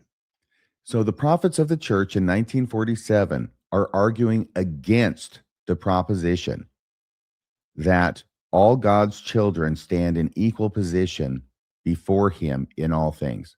They say that's false doctrine. And that it's false doctrine according to the very fundamentals of God's dealing with humanity. So Yes. It's not just a doctrine, it's the very fundamentals of the doctrine that God plays favorites. I feel like they've changed their tune on that. Yeah. The essay, the more recent pronouncement continues. God created the many diverse races and ethnicities and esteems them all equally. Well, that was Lowry Nelson's position. And he was told to shut up and get back in place and get back in line and to not kick against the pricks. I also think it's hilarious. Then the essay continues, as the Book of Mormon puts it, all are alike unto God. So we have the First Presidency of the church in 1947 teaching something as doctrine that, according to the church today, is so foundational to the Book of Mormon's overall message that it's so basic. Like, why in the world would you believe the successor to prophets that got the very message, according to the church today, of their foundational book of scripture wrong? Exactly wrong. Not just a little wrong, exactly backwards. They're teaching that racism, or the idea of superiority of one race over another, is the very fundamental of God's dealings with humanity. The point here is that these two statements are in direct conflict with each other, and that contradiction is not superficial. It runs right to the moral and theological core of what it means to be equal before God and the very fundamentals of God's dealing with humanity. Very good point. Next slide, sir. Next slide. I wanted to include the First Presidency's entire letter, so this is the second page, and I'll go ahead and read this one. So they continue from where we left off. Your position, meaning Dr. Lowry Nelson's position that all people are equal before God, seems to lose sight of the revelations of the Lord, touching the pre-existence of our spirits, the rebellion in heaven, and the doctrines that our birth into this life and the advantages under which we may be born have a relationship in the life heretofore. From the days of the prophet Joseph even until now, it has been the doctrine of the church, never questioned by any of the church leaders, that the Negroes are not entitled to the full blessings of the gospel. Furthermore, your ideas, as we understand them, appear to contemplate the intermarriage of the Negro and white races, a concept which has heretofore been most repugnant to the normal-minded people from ancient patriarchs till now. God's rule for Israel, his chosen people, has been endogamous, meaning marry within your race. Modern Israel has been similarly directed. We are not unmindful of the fact that there is a growing tendency, particularly among some educators, as it manifests itself in this area toward the breaking down of race barriers in the matter of intermarriage between whites and blacks, but it does not have the sanction of the church, and it is contrary to church doctrine. Signed, George Albert Smith, J. Reuben Clark, David O. McKay. Well, I think they're very clear in stating what the position of the church was in 1949. In other words, what God's position was in 1949. Or 7. It'll be 49 as well with the first presidency statement. Yes. And that they're saying that it has been this way from the days of the prophet Joseph until now, which to me sounds a little bit like they're saying the collective witness of all of God's prophets has been this doctrine of the church of racism that has never been questioned by any church leader. Every time I read this, I just have to take a breath afterwards. It's just so, I think even for the time, this is pretty racist. This is very racist by today's standards. I think even for the time, this was pretty racist. Well, I'll tell you, I think it was in 2013, though. I could be wrong on the year when they changed the heading to section. It wasn't to section, it was to the Second Manifesto. And they changed the heading and they acknowledged that actually Joseph Smith ordained black men to the priesthood, that it hasn't been this way since the days of Joseph Smith. It actually goes back to Brigham Young, not to Joseph Smith, the denial of priesthood to blacks. Right. Okay. Was there anything from the race and the priesthood essay to the right that you wanted to reference? No, I'm just leaving it up there for people who are watching along to just see how in direct conflict these two things are, because they are in just such clear conflict. Okay, very good. I think if you'll go to the next one, we have Lowry Nelson's letter back. So this is a longer letter. It's 3 to 4 pages. And people can find the entirety of these exchanges on archive.org, as well as I know John has them hosted on some Mormon Stories landing page. You can just Google Lowry Nelson exchanges and they're easy to find. I've only pulled a few excerpts from Lowry Nelson's letter back to the brethren in response to that letter he received that we just read. He says, I am now confronted with this doctrine of my own church, which says in effect that white supremacy is part of God's plan for his children, that the Negro has been assigned by him to be a hewer of wood and a drawer of water for his white-skinned brethren. This makes us nominal allies of the Rankins and the Bilbos of Mississippi. Those were two policymakers, lawmakers who really championed a new form of segregation and racism in the American South during this time period, just for people who don't get that reference. And he says, so this makes us nominal allies of those folks, a quite unhappy alliance for me, I assure you. We are in the position, it seems to me, of accepting a doctrine of inequality. Yet I find no support for such a doctrine of inequality in his, meaning Jesus, recorded sayings. I must beg your forgiveness for this intrusion upon your time. This is his closing paragraph, and I really, really love it. I think so many ex-Mormons are going to resonate with the way Lowry Nelson explains his position here. That's why I wanted to include this last paragraph. I must beg your forgiveness for this intrusion upon your time. I realize that I am only one among hundreds of thousands with whom you must be concerned. And my little troubles I must try to work out myself. But I desire to be understood. That is why I have gone to such lengths to set down the steps in my thinking. I am trying to be honest with myself and with others. I am trying to find the way in what is a very confused world.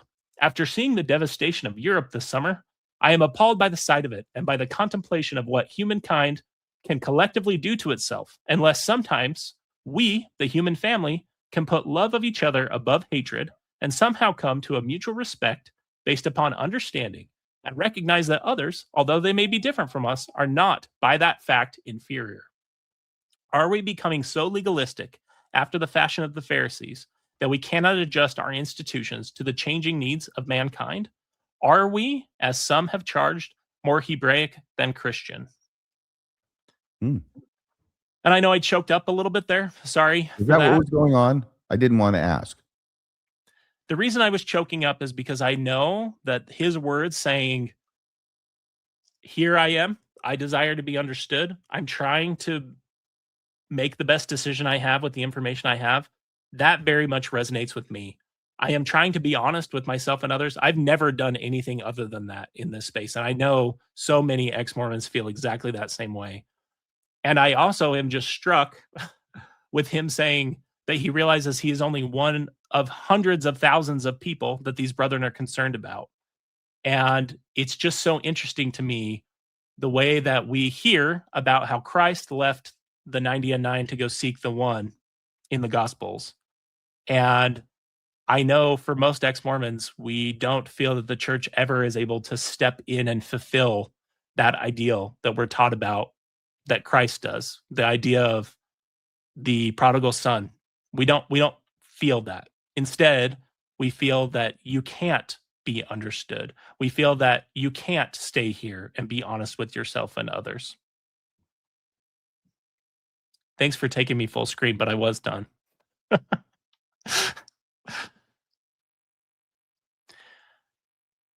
And I think this letter just always resonates with me. Larry Nelson's story always resonates with me because I think it speaks to a lot of people who've left the church and consider themselves ex-Mormons experience of desiring to be understood by the church, even if you're distancing yourself from the church. And that is just something that can never happen because the more the church empathizes or members empathize with people who've left the church for very valid reasons, including some of the reasons that Dr. Nelson's talking about here, the more it reveals the reality of what the church is and what these guys are and speaks to this whole concept we've been talking about today of prophetic fallibility. That's why I wanted to share this letter. I think it's important that people keep in mind that this exchange exists. There are other ones we could go to, the exchange with Romney and Stuart Udall. I think if you'll go to the next slide, I have some concluding. And that Romney is George Mitt's dad, right? Correct. So the Can I just say something here for a second? Of course. It is striking that today, what the church says in its essay is that, of course, all races are equal before God because the Book of Mormon says it. And yet the first presidency of the Mormon church in 1949 didn't seem to be clued into that fact. Exactly. It wasn't that obvious to them. Exactly. The first presidency then writes back to the letter we've just read from Lowry, where they say, we feel sure that you understand well the doctrines of the church. They are either true or not true. Our testimony is that they are true. And when they're talking about doctrines of the church, what doctrine are they talking about here, RFM? They're talking about priesthood and black people and the curse. And explicitly, the idea that God plays favorites based on race. Under these circumstances, we may not permit ourselves to be too much impressed by the reasonings of men, however well-founded they may seem to be. That requires a little bit of explanation. I said that on that last letter, which is about 3 to 4 pages, Lowry has a lot of actual scholarship and data from his training as a sociology professor, where he's sharing why he's reached the conclusions he had. Aside from just his normal Christian compassion, there are good scientific reasons to believe that human beings are equal. And that's what he was sharing. And they're saying, I think this is where the prophet's going to play the revelation card and say, yeah, everything you say sounds right, but it contradicts us. Therefore, it's not. This is the precursor to this strain that will always exist inside of Mormonism, which is don't listen to intellectuals, don't listen to smart people. This is the predecessor to that. And don't listen to reason. Don't listen to things that sound right to you. Yeah, don't listen to things that make sense to you. Don't listen to yourself. Don't listen to yourself. Yeah, except when it tells you to listen to us, by the way. We should like to say this to you in all kindness and in all sincerity, that you are too fine a man to permit yourself to be led off from the principles of the gospel by worldly learning. Remember what those principles of the gospel he was being led astray from were in this context. It was believing It was believing that God is a white supremacist. You have too much of a potentiality, for doing good, and we therefore prayerfully hope that you can reorient your thinking and bring it in line with the revealed Word of God. Faithfully yours, the First Presidency, again signed by George Albert Smith, J. Reuben Clark, and David O. McKay. And I what can't they're remember saying if I- boiled down is you're much too fine a man not to be a white supremacist. That is what they're saying. Yes. We could do a spin on that of Jesus wants me for a sunbeam applied to this situation, but that would be a little bit more horrifying. I think I have racist in there for sunbeam. That's right. I think I've got some concluding thoughts about this exchange on the next page. Yeah, here we go. What a cute picture. Is that you? Yeah, that is me. You're adorable. Thank you. Here are just the questions that I'm struck by. I thought I would give Austin's just asking questions stick a try here. As people have listened to that, which side of that exchange agrees more with what the church claims today and teaches today is a fundamental doctrine of the Book of Mormon, that all human beings are equal before God? Which side of this exchange would you rather be on the side of? Who seems, in that exchange, to have the ability to see around corners and see things that other people cannot? Why would anyone believe in prophets that get basic foundational claims about God's relationship to his children exactly backwards according to the church today? And if doctrinally fallible prophets are a feature, not just an apologetic dodge, then every apologist should be able to tell you what they think the prophets today are teaching that is incorrect. They should have something. Yes. They never do. When you ask that question, well, then what are they teaching that's wrong today? Okay, I shouldn't say they never do. There are some people who will point to the way the church has treated LGBT individuals and say, I do think the church is wrong on that issue, but it's never they're wrong about the doctrine. It's always they're wrong about the How is policy. that not doctrine? What's that? How is that not doctrine? I'm saying the apologists will always say they're not wrong about the doctrine. They're wrong about the implementation, or they're not fully appreciating the effects of the doctrine, and they need to soften on the doctrine. I agree with what you're saying. This is better. This is exactly what they were doing in 47 when they didn't appreciate the doctrine that was in their own freaking Book of Mormon. Exactly. And that's my point. I don't see that as a resolution of the problem. Because it isn't. Yeah. So those are my just asking questions, Austin. I want to hear Austin's answers to these. Austin, we know you won't come on the show, even though we've had the door open. We've been heating the outdoors, waiting for you to show up. We've had the red carpet rolled out for you for over a year, and you have not even contacted me to say yes or no. But you're invited on the show. We know you're not going to come on the show. Will you at least address these questions somewhere so we can hear your answers to these? And it goes on with another quote. This is from Doctrine and Covenants, chapter 3. This is where he's quoting, God getting all down on Joseph Smith for being such a dumbass and letting Martin Luther King, Martin Harris take the 116 pages away, right? Behold, thou art Joseph, and thou wast chosen to do the work of the Lord, but because of transgressions, if thou art not aware, thou wilt fall. So he uses this, he being Austin, uses this as an example of fallibility on the part of the prophet. No, this isn't fallibility. This isn't doctrinal fallibility. He is playing the definition game and switching definitions on infallible. Mm-hmm. We're talking about doctrinal infallibility. He's talking about moral fallibility. Right. This is just talking about moral imperfections, not about goofing up prophetic pronouncements. When it came to the latter, Joseph Smith had something very different to say about those prophetic pronouncements that he made, which was, there is no error in the revelations which I have taught. By the way, he starts it with powerful language too. When did I ever teach anything wrong from this stand? When was I ever confounded? I want to triumph in Israel before I depart hence and am no more seen. I never told you I was perfect morally, but there is no error in the revelations which I have taught doctrinally. Must I then be thrown away as a thing of naught? Well, according to Jacob Hansen and Austin Fife, yes. Okay. Teachings of the presidents of the church. Remember when this manual was used in the church a few years back? They started with Joseph Smith and ran through the rest of them. Yep, absolutely. Yeah, I don't remember when it was, but maybe 15 or 20 years or so ago. In that manual, which is authorized by the church and its leaders. Teachings of Joseph Smith, chapter 55. No, 45 it says. Chapter 45, Joseph Smith's teachings or feelings about his prophetic mission. Prophets teach what God reveals to them. We strive to understand. We strive to understand and give heed to their words. This is the church's position as it always has been. Although prophets are men with human frailties, they are called of God to teach and lead his people. This is the teaching of the church, as it always has been. And I just wanted to point that out. This isn't something back in Joseph Smith's day that got changed somewhere along the way. No, this is what the church continues to teach today. Any comments about that, Kolby?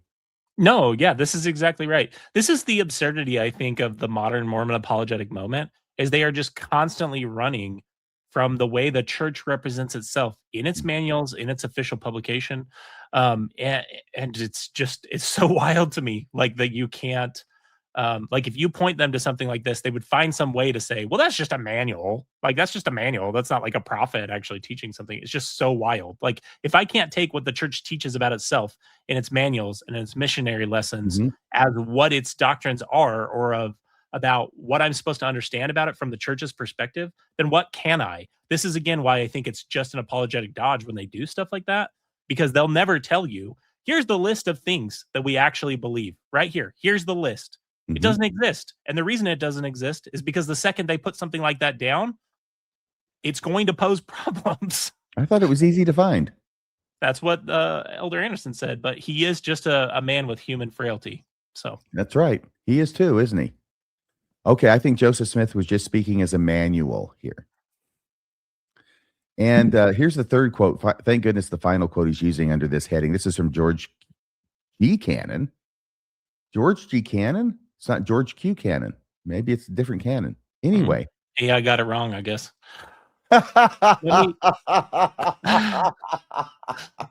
Let me go ahead and read this. Yeah, I'm going to look up George G. Cannon and see who the hell that was. I'll just say G's and Q's are hard to distinguish, especially for a computer. Now, was not Joseph Smith a mortal man? Yes. A fallible man? Yes. Had he not weaknesses? Yes. He acknowledged them himself and did not fail to put the revelations on record in this book, the book of Doctrine and Covenants, wherein God reproved him. His weaknesses were not concealed from the people. Well, he was willing that people should know that he was mortal and had failings. And so with Brigham Young. Was he not a mortal man? A man who had weaknesses? He was not a god. He was not an immortal being. He was not infallible. No, he was fallible. Yeah. So once again, it's just about moral fallibility. That's all this quote has to do with. It has nothing to do with prophetic fallibility, which is what he's supposed to be arguing. Once again, he's mixing his definitions in order to try and confuse the reader. Is he trying to do that? Or is he just himself genuinely confused? Austin? Yeah. Austin can't see up from this whole tangled mess that he's created in this book. It's so contradictory. I can't even begin to think like what's going on there. I will just say the line you've highlighted, his weaknesses were not concealed from the people. It is true that there are revelations recorded in Doctrine and Covenants that reprove Joseph Smith, but it's also true that Joseph Smith said to the elders of the church, if you do not accuse me, I will not accuse you. And we will both go off into the kingdom of God together. Whatever he said exactly. I'm paraphrasing barely.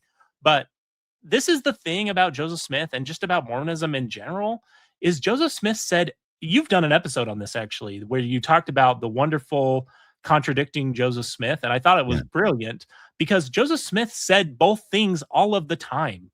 Like he talked about himself in such mixed up ways. And I know this is from George G. Cannon. Did you find a George G. Cannon? No, because we had a bit of a technical difficulty here a few minutes ago.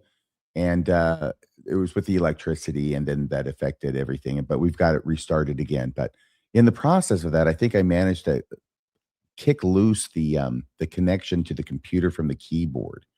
So if you'll give me a second here, okay, I'm going to go down there and I'm going to figure it out. Okay, excuse me. Okay, I've got it hooked back up again. I'm typing in. You can't find a George G. Cannon who's a Mormon. I can't find a George G. Cannon who's a Mormon. It always goes to, like you said, George Q. Cannon. So I think that's probably a mistake there. That's not supposed to be a Jew. It's G. It's supposed to be.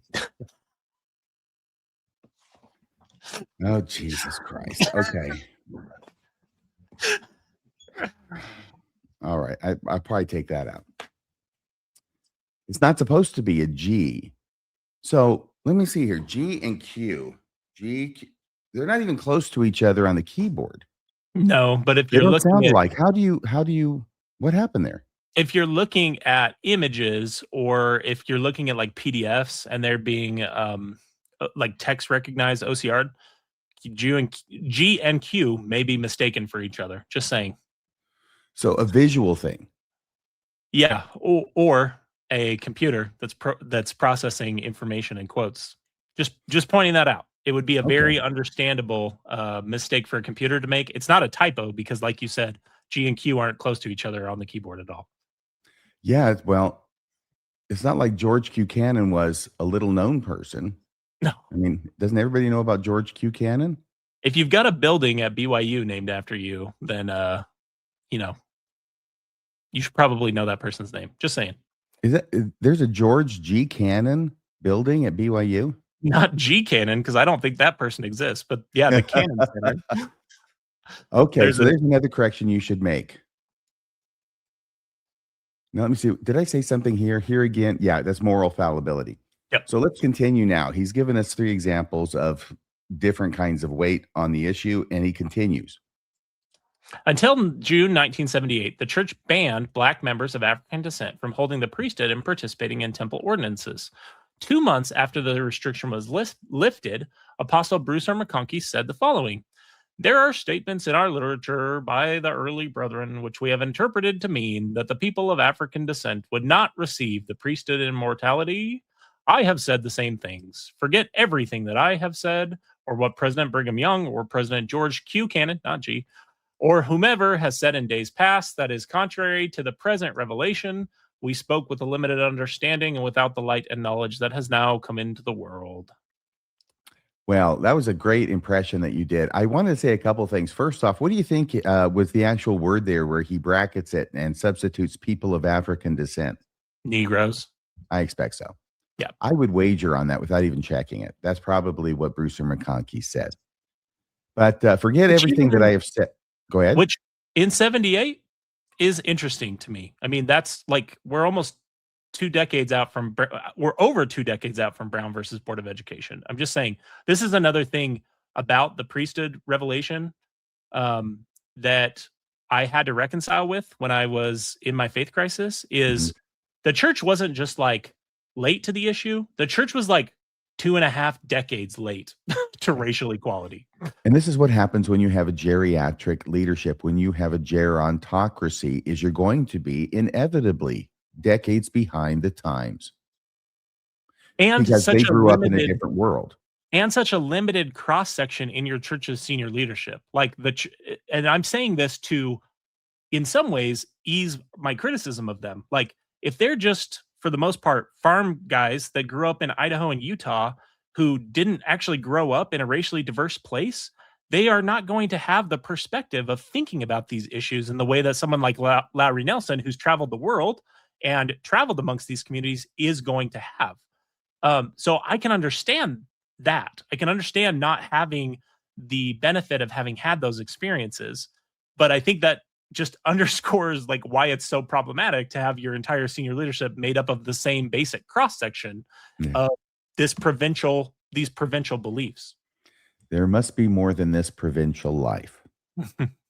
You know, I know that Bruce R. McConkie said this. I probably heard him say it live, and I found some way to rationalize it, to make it okay, because that's what he's trying to do. He's trying to make it okay. Forget everything that I have said, or what President Brigham Young said, or what George Q. Cannon, or whomsoever said. We spoke with a limited understanding. This is at the point where Bruce R. McConkie destroys himself and the entire church. Because what he's saying when you say, forget everything that I said before, you're saying there's no reason you should pay any attention to what I'm saying right now. if you spoke with a limited understanding before, on what basis do I think your understanding is not limited in some respects now? In fact, it is logical to think that if you spoke with a limited understanding before, that you currently speak with a limited understanding. It would be illogical to think that you had a limited understanding, but now you no longer have a limited understanding. Yeah, and it would be one thing, because later we'll get to Austin's ridiculous comparison to the sciences, which also change and evolve. But it'd be one thing if Bruce R. McConkie said, we spoke then with a limited understanding, and we're probably still continuing to speak with a limited understanding, and things are going to continue and evolve and change. And that's part of the beauty of the gospel. But that isn't the claim. The claim then becomes, and this is the unchanging doctrine now. It's very Orwellian. It's very, we have always been at war with East Asia, and we always will be at war with East Asia until we're not, until we're at war with Eurasia.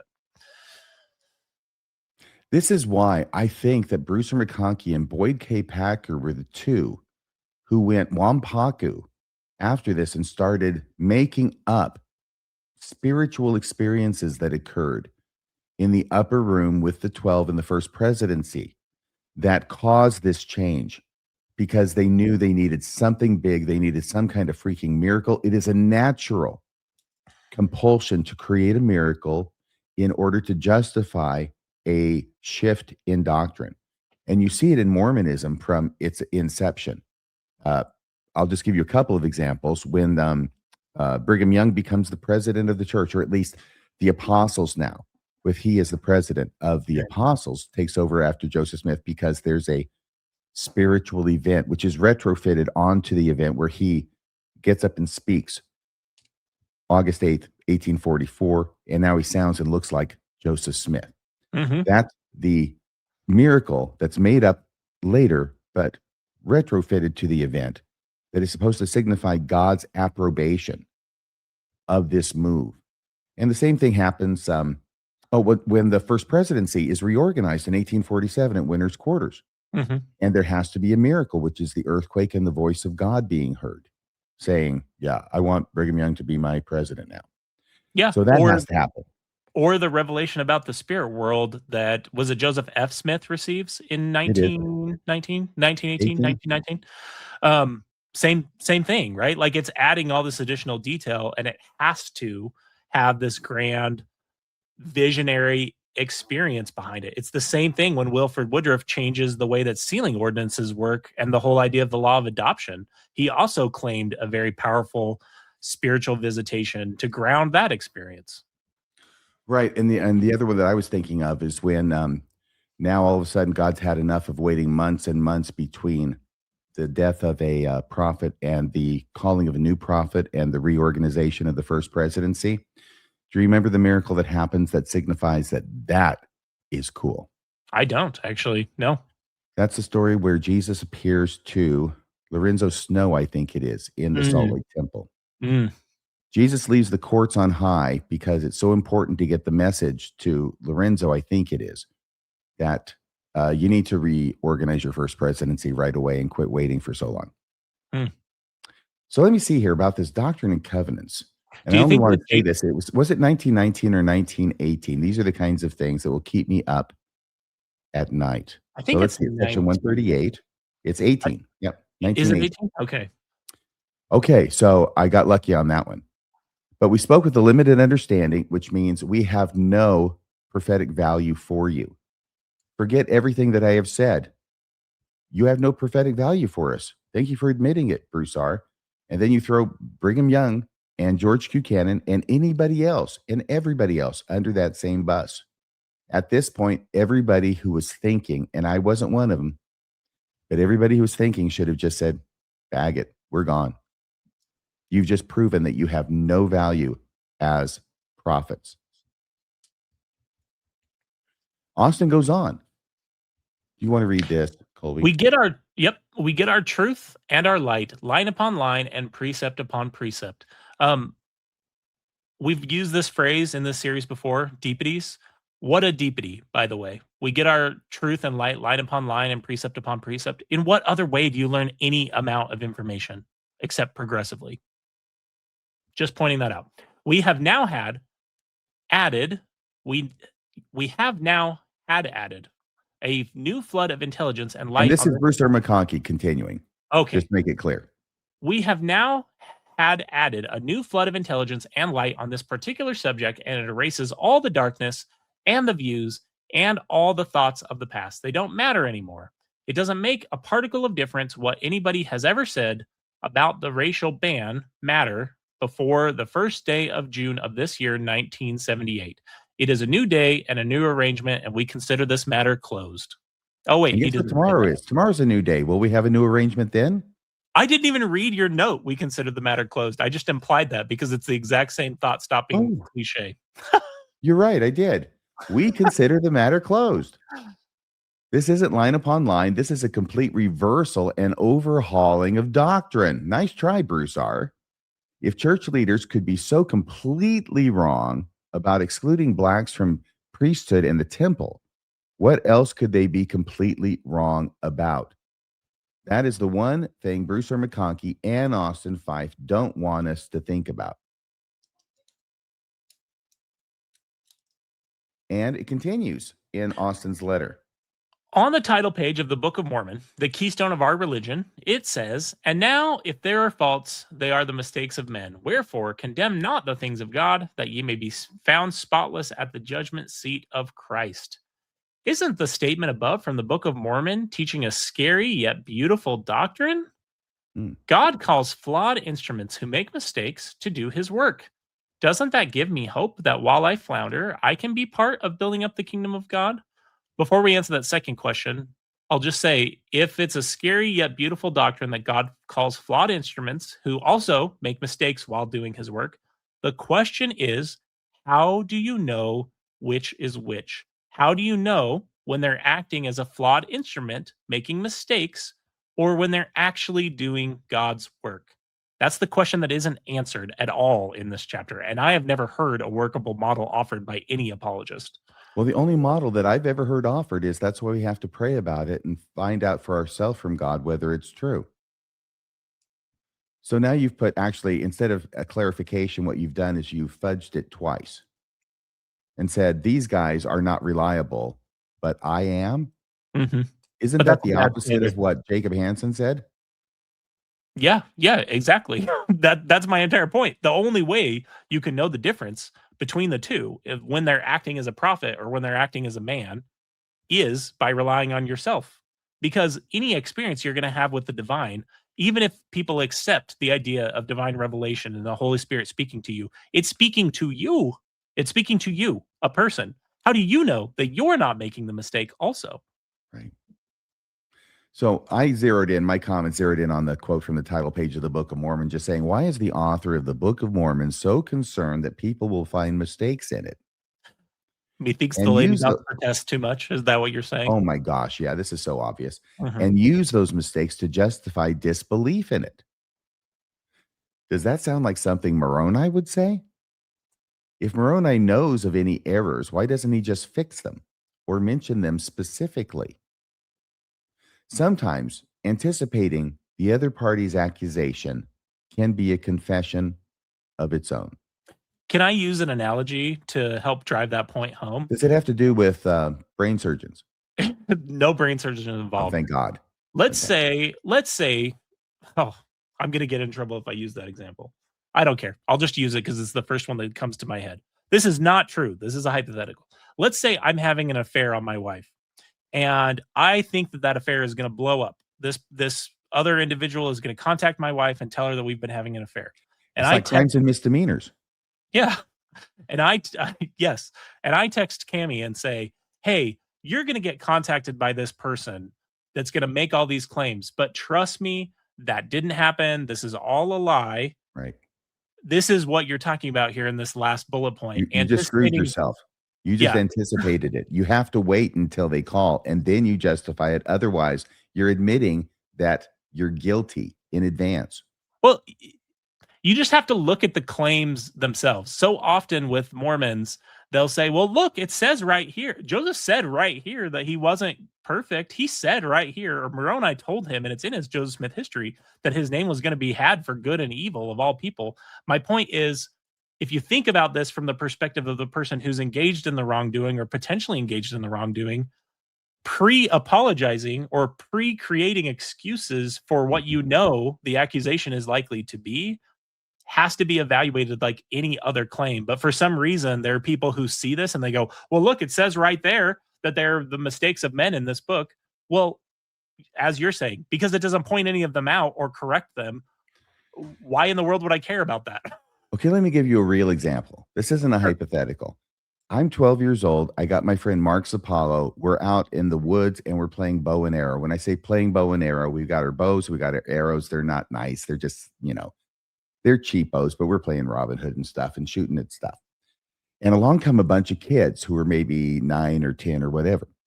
And I end up pointing the arrow at them and pulling the string back. Now, the thing they didn't know, see, the reason that this was okay and they weren't in any danger at all is because I had not knocked the arrow on the string. So even if I had accidentally let go of the string, which I wasn't about to do, the arrow just would have dropped because it wasn't connected to the string. Right. However, it was still a dumbass thing to do. But I pointed at them and they got very upset and concerned and run off. And they said, we're going to go tell your parents. That's when we got concerned. So what we did, thinking cleverly, we went running to Mark Apollo's house to get there before these kids. And we went bursting through the front door. His mom was there in the kitchen. It's actually in an apartment, but in the kitchen apartment or the apartment kitchen. And we go barging in there and say, he says, Mom, we want to tell you this, okay? There's going to be some kids who are going to come to the door and say that we're pointing arrows at them out in the woods, but they're lying. They're wrong. That's not true. And she turned around and said, oh, so you did that, huh? And me and Mark are like looking at each other saying, how did she know? How could she know that? And of course, the freaking kids never even showed up. So we confessed on ourselves for nothing. This was our brilliant idea to defend ourselves. And we ended up giving ourselves away. And I think Joseph Smith is doing something similar here. Mm-hmm. All right. Scary, but beautiful doctrine. That was his expression. Remember, isn't this a scary but beautiful doctrine? If we take this statement from the Book of Mormon at face value, it admits to the possibility of having an unknown number of faults that we are assured are the mistakes of men. Let's take it seriously for a second. What are those faults? Where are the mistakes? If anything in the Book of Mormon can be a mistake, who can we trust anything, or how can we trust anything it says to be accurate? I wrote who, misspelling of how.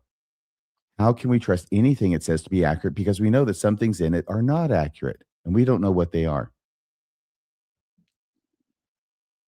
And now he asks this one question, which I gave a whole slide to. This is Austin's question here. Can you read that for us? I can. This is what we were talking about at the beginning of the show. Doesn't the mortal weakness of mankind make the restoration of Christ's church and gospel all the more impressive? I'll just say before you get to your thoughts, once we've begged the question entirely, isn't it just that much more impressive? It's just like so absurd that anyone would even write something so silly. And the question being begged is about whether it's the restoration of Christ's church. Is yeah, that what you're saying? That's precisely the question that we're talking about here. Yes. And yet he's presuming it in the way he's phrased the question. Can you read my comments? I'd be interested in hearing what you have to say about them. Sure. If by mortal weakness of mankind, you mean the inability to correctly understand and convey God's teachings, the restoration isn't more impressive. It becomes a massive confusion where nobody can tell what is true and what is false. Yes. And don't forget that among the most critical of those prophetic teachings are what we need to believe and do in order to be saved. Precisely.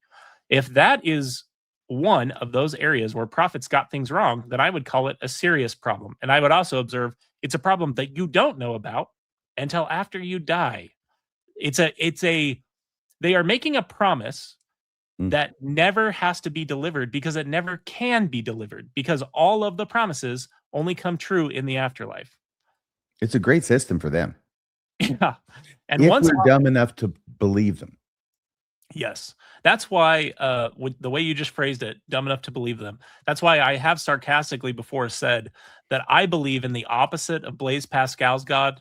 Pascal believed in this wager, right? People have probably heard Pascal's wager. I'm going to decide to believe in God just in the off chance that he does exist. I like thinking of that in the inverse. The only God I could find to believe in, faith to believe in, is a God that won't believe, I'm sorry, a God that will punish those who believe in God based on bad evidence, and the eternal reward only exists for those who apply proper skepticism to claims about God. Wouldn't that be a delicious irony if we all end up in the afterlife together?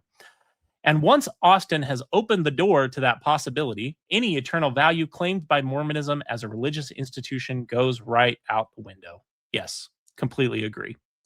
These guys are the worst anti-Mormons I've ever seen in my life. Austin Fife, you're an anti-Mormon. You are a danger to the church, and so is Austin Fife and Jacob Hansen as well, and any other Mormon who believes this. You guys are dangers to the church because you are hacking away at the very foundation of it as an institution. It's a little like, people are probably familiar with the way the Titanic was designed, which is they had different compartments they could seal off to allow Only because of the movie. Yeah. Only because of the movie, to allow so much of it to be able to flood and still float. Yes. The apologists are doing the same thing. They just don't realize that they filled too much of the boat with water at this point. Yeah. And the fact they can go over the top, apparently, between the chambers. That did not think of that. I think they didn't expect as traumatic a tear in the hull. Mm-hmm. They had not anticipated that. It is just a dilapidated dinghy. All right, let's go to the next slide.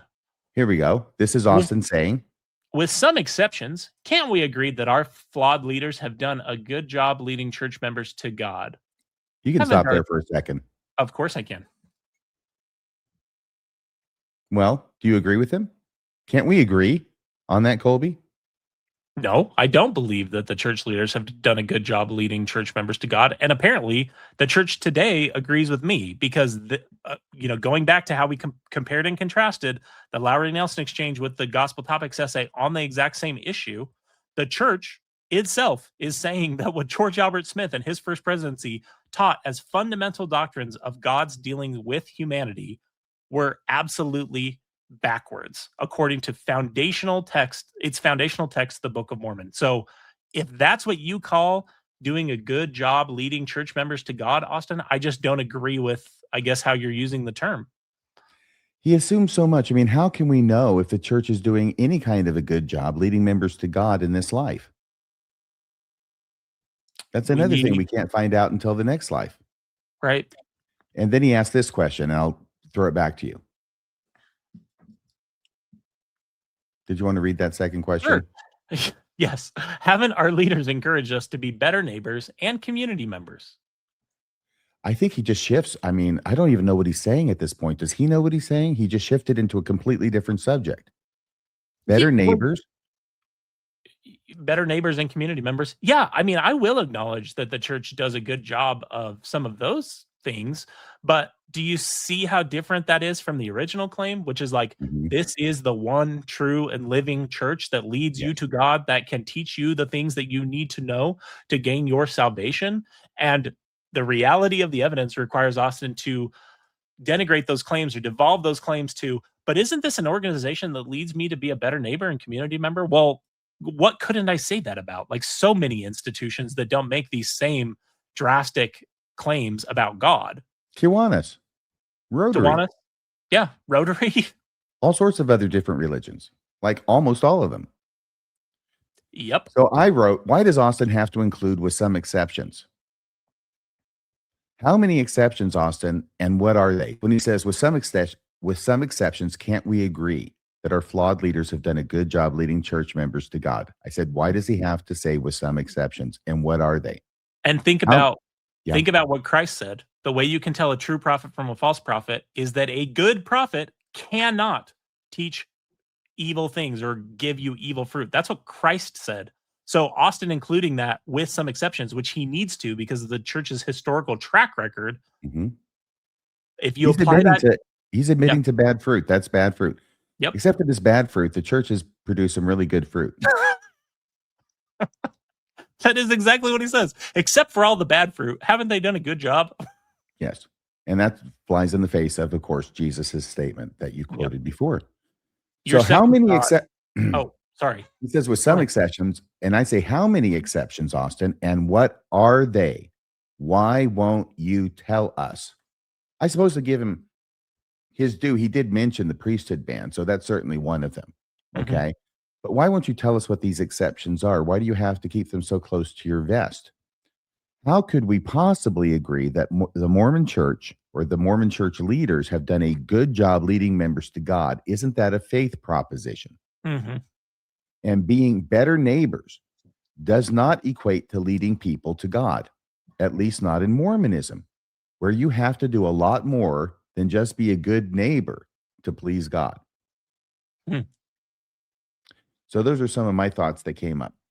Now, he continues on, and of course, he has to give this story from the New Testament about Jesus, and Jesus says some weird stuff about, cannibalism, and some of his disciples say, that's not for me, and they leave.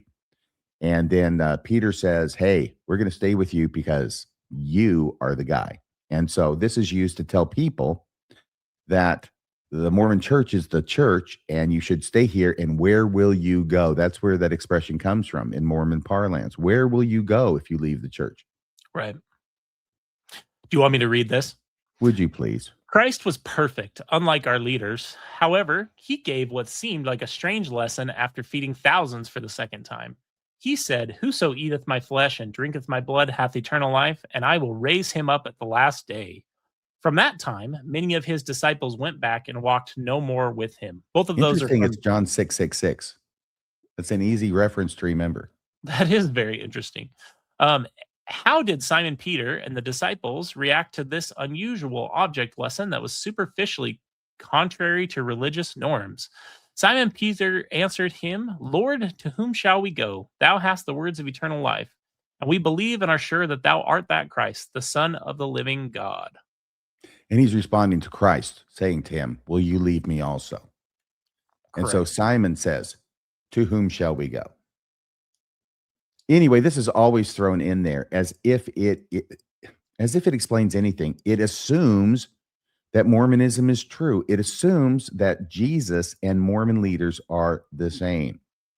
And it strikes me as strange and sort of gives a little bit of the creative license that I think was probably used in making up this story. Mm-hmm. I mean, it's obviously symbolic.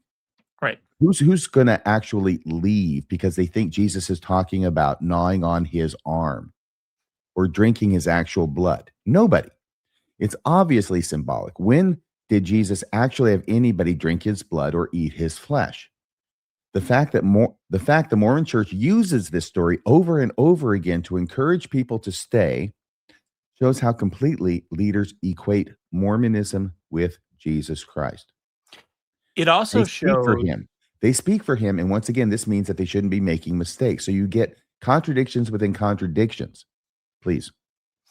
It also shows. It also shows the way that this story has been used. I mean, it's right in there when Simon, supposedly answers, "To whom shall we go? Thou hast the words of eternal life." I made a joke earlier when we were talking about a very similar thought pattern, which is like, well, once you beg the question, it's very easy to then like follow that beg question to its logical conclusion. That's exactly what happens here. Like even in the story. So you're absolutely right that yes, the church uses this incorrectly to equate the church with Jesus, which then should mean that the church shouldn't be making the mistakes it is. You're absolutely right about that. But look at the actual text here. Even if you accept this story as applied, all it is begging the question. If you start with, you have the words of eternal life, so I'm not going to ever walk away. That's the thing that's supposed to be being analyzed. Is they're supposed to be analyzing if Christ does have the words of eternal life based on what he's teaching. And yet that isn't the point of the story. The point of the story is they're already sure of the conclusion. Yes. And yeah, unsurprisingly, if you're already sure of the conclusion, which is the exact way the church uses this as a hammer against anyone's cognitive dissonance, if you're already sure of the conclusion, don't be surprised, just like Austin, that you're never going to deviate from that conclusion. If you're truly open to saying, This is because in the story, the people say this is a strange hearing or this is a strange teaching, the people who depart. Maybe those people aren't doubters. Maybe they're just analyzing whether someone who taught these things has the words of eternal life. And that is the way we would think about this critically instead of begging the question. Yeah, in that clip that you played, Jacob Hansen says he's seeking after Jesus. And I made some kind of scoffing noise, I think, because he's not seeking after Jesus. He is seeking after the Mormon church. But once again, this shows how completely the equation is made in the mind of the Mormon that the church equals God and the leaders equal Jesus. Mm-hmm. Okay. And yet, even so, he's still saying they get things wrong. Mm-hmm. So another contradiction. Let's go to the next slide. Here's a question. Oh, can I do this one? So Sure. The question at the top is the next part from Austin. It's one of his well thought out questions. He says, note the the Stanislavskian if this is Christ's church and the apostles and prophets are his chosen mortal leaders, those are two ifs in there, then where else shall I go? Once again, begging the question, just like they did in the story. So he follows suit. What a stupid question, too. Like, does he think that people like us accept that this is Christ's church and that the apostles and prophets are the chosen mortal leaders? That's precisely what we're talking about. That's why it's begging the question. You know, you think he'd know this since he put begging the question as a logical fallacy in the first chapter of his book. And that's what the second thing is from. Mm-hmm. Now, notice this. He says, begging the question or a false premise. This is what he does here. Reaching a conclusion based on a premise that lacks support. Where else shall I go is the conclusion that he bases upon the premises of this being Christ's church and Mormon apostles and prophets being God's chosen leaders. He commits the same fallacy he identifies at the beginning of his book. To be fair to Okay. Austin, as I'm looking at his right-hand column and middle column, so in the middle column, for folks that remember, he had like an example of the way critics use that manipulation tactic or logical fallacy. And in the right-hand column, if I remember, he was explaining why it's a manipulation tactic or logical fallacy. If you actually read those, his example is not begging the question. And his description of it really isn't begging the question. Begging the question is when you bake the conclusion into the way you've asked the question, which is what Austin has done in this question.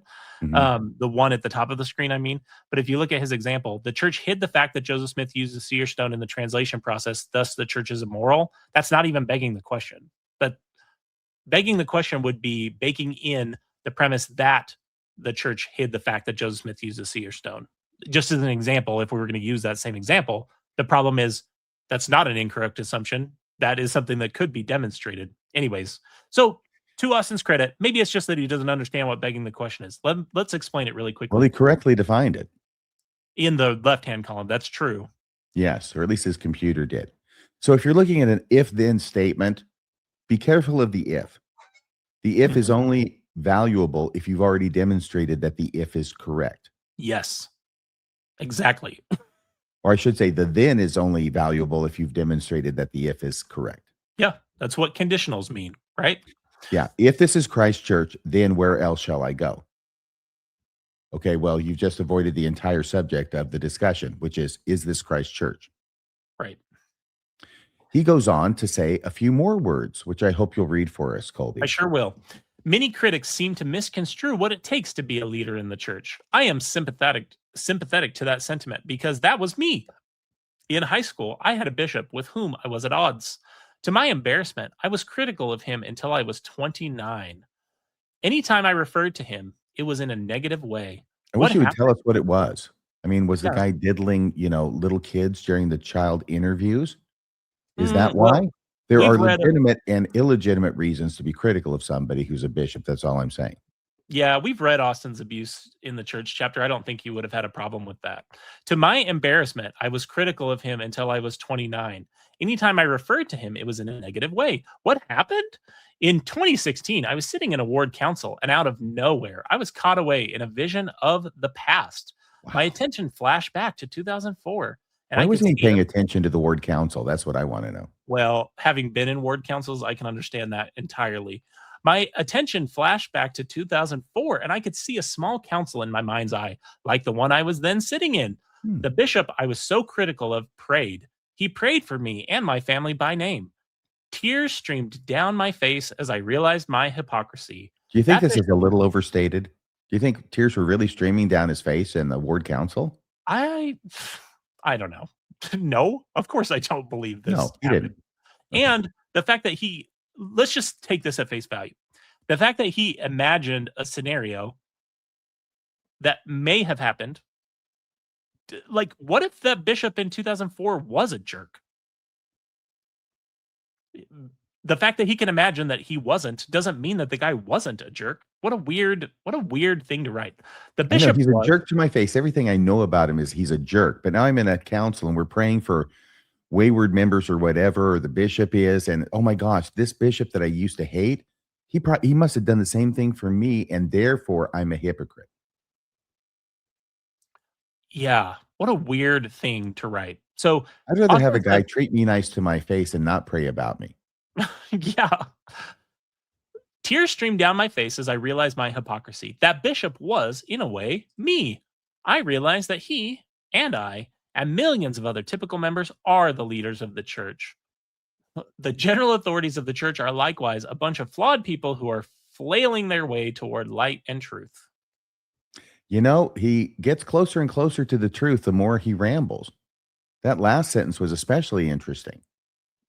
If the leaders are a bunch of flawed people, on what basis do you think they are flailing their way toward light and truth, Austin? Have you not begged yet another question? Or is it the same question you continue to beg? Couldn't they just as easily be flailing their way in some other direction? This is what happens when you admit prophets can make doctrinal and theological mistakes. Let me use a very specific example. So we talked about Lowry Nelson. This same exact phrase that Austin uses here, the general authorities of the church are likewise a bunch of flawed people who are flailing their way towards light and truth. If someone had said that phrase to Lowry Nelson about his exchange with the leaders of the church in his day, they would have been absolutely wrong, according to the church today, Austin. That is the point. How do you know they're flailing their way towards light and truth instead of leading the church astray like Wilford Woodruff promised would not happen? You don't. And why do you have to change and modify the cornerstone of Mormonism in order to defend it? Because no leader of the church is going to say that they are a bunch of flawed people flailing their way toward light and truth. Yes. I don't know what you're defending, Austin, but it's not Mormonism. Now we get to the next segment in this chapter. Could you read this too, including the title? I sure can. And then I have a question for you before we talk about it. A ridiculous and inconsistent 187-year track record. Jeremy Runnels states in the CES letter, why would I want my kids chanting follow the prophet with such a ridiculous and inconsistent 187-year track record? What credibility do the brethren have? Why would I want them following the prophet when a prophet is just a man of his time teaching his theories that will likely be disavowed by future prophets, seers, and revelators? All of which Austin has agreed with, by the way, factually. Yes. If his moral blueprint is not much better than that of their Sunday school teachers, if historically speaking, the doctrine he teaches today will likely be tomorrow's false doctrine.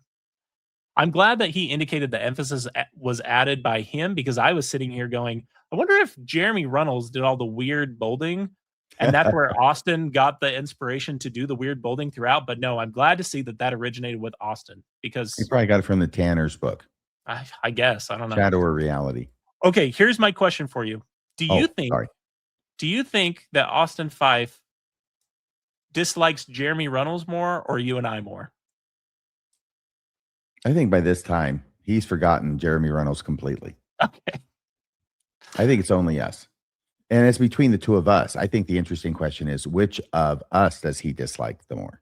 And Tikla. Well, I know my answer. I know which of the two of us I like more. Who's that? Oh, you, obviously. Well, what a coincidence. I like me too. I was going to say I like you too, but that would be too nice for me to say. Yeah, that would not have been in tone with your character, my friend. I have a reputation to uphold. That's right. Now, after quoting Jeremy Runnels, this is what Austin Fife says.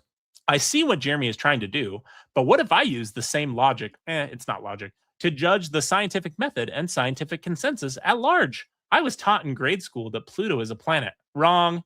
It's a dwarf planet. It was once believed that the universe was our solar system, but that is incorrect.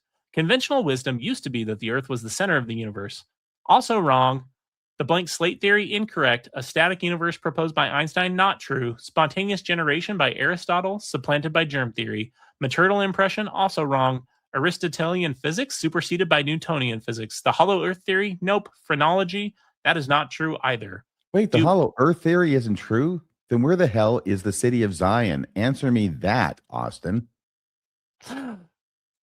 Do any science... Oh, I added this note at the bottom. I mean the city of Enoch. You knew that.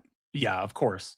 Do any scientists claim things about their authority like prophets do? My point here is the comparison isn't an apt one because science doesn't claim the same, ability to proclaim doctrine or unchangeable doctrine in the way that Austin did. This is what I was saying earlier about Bruce R. McConkie shifting the goalposts.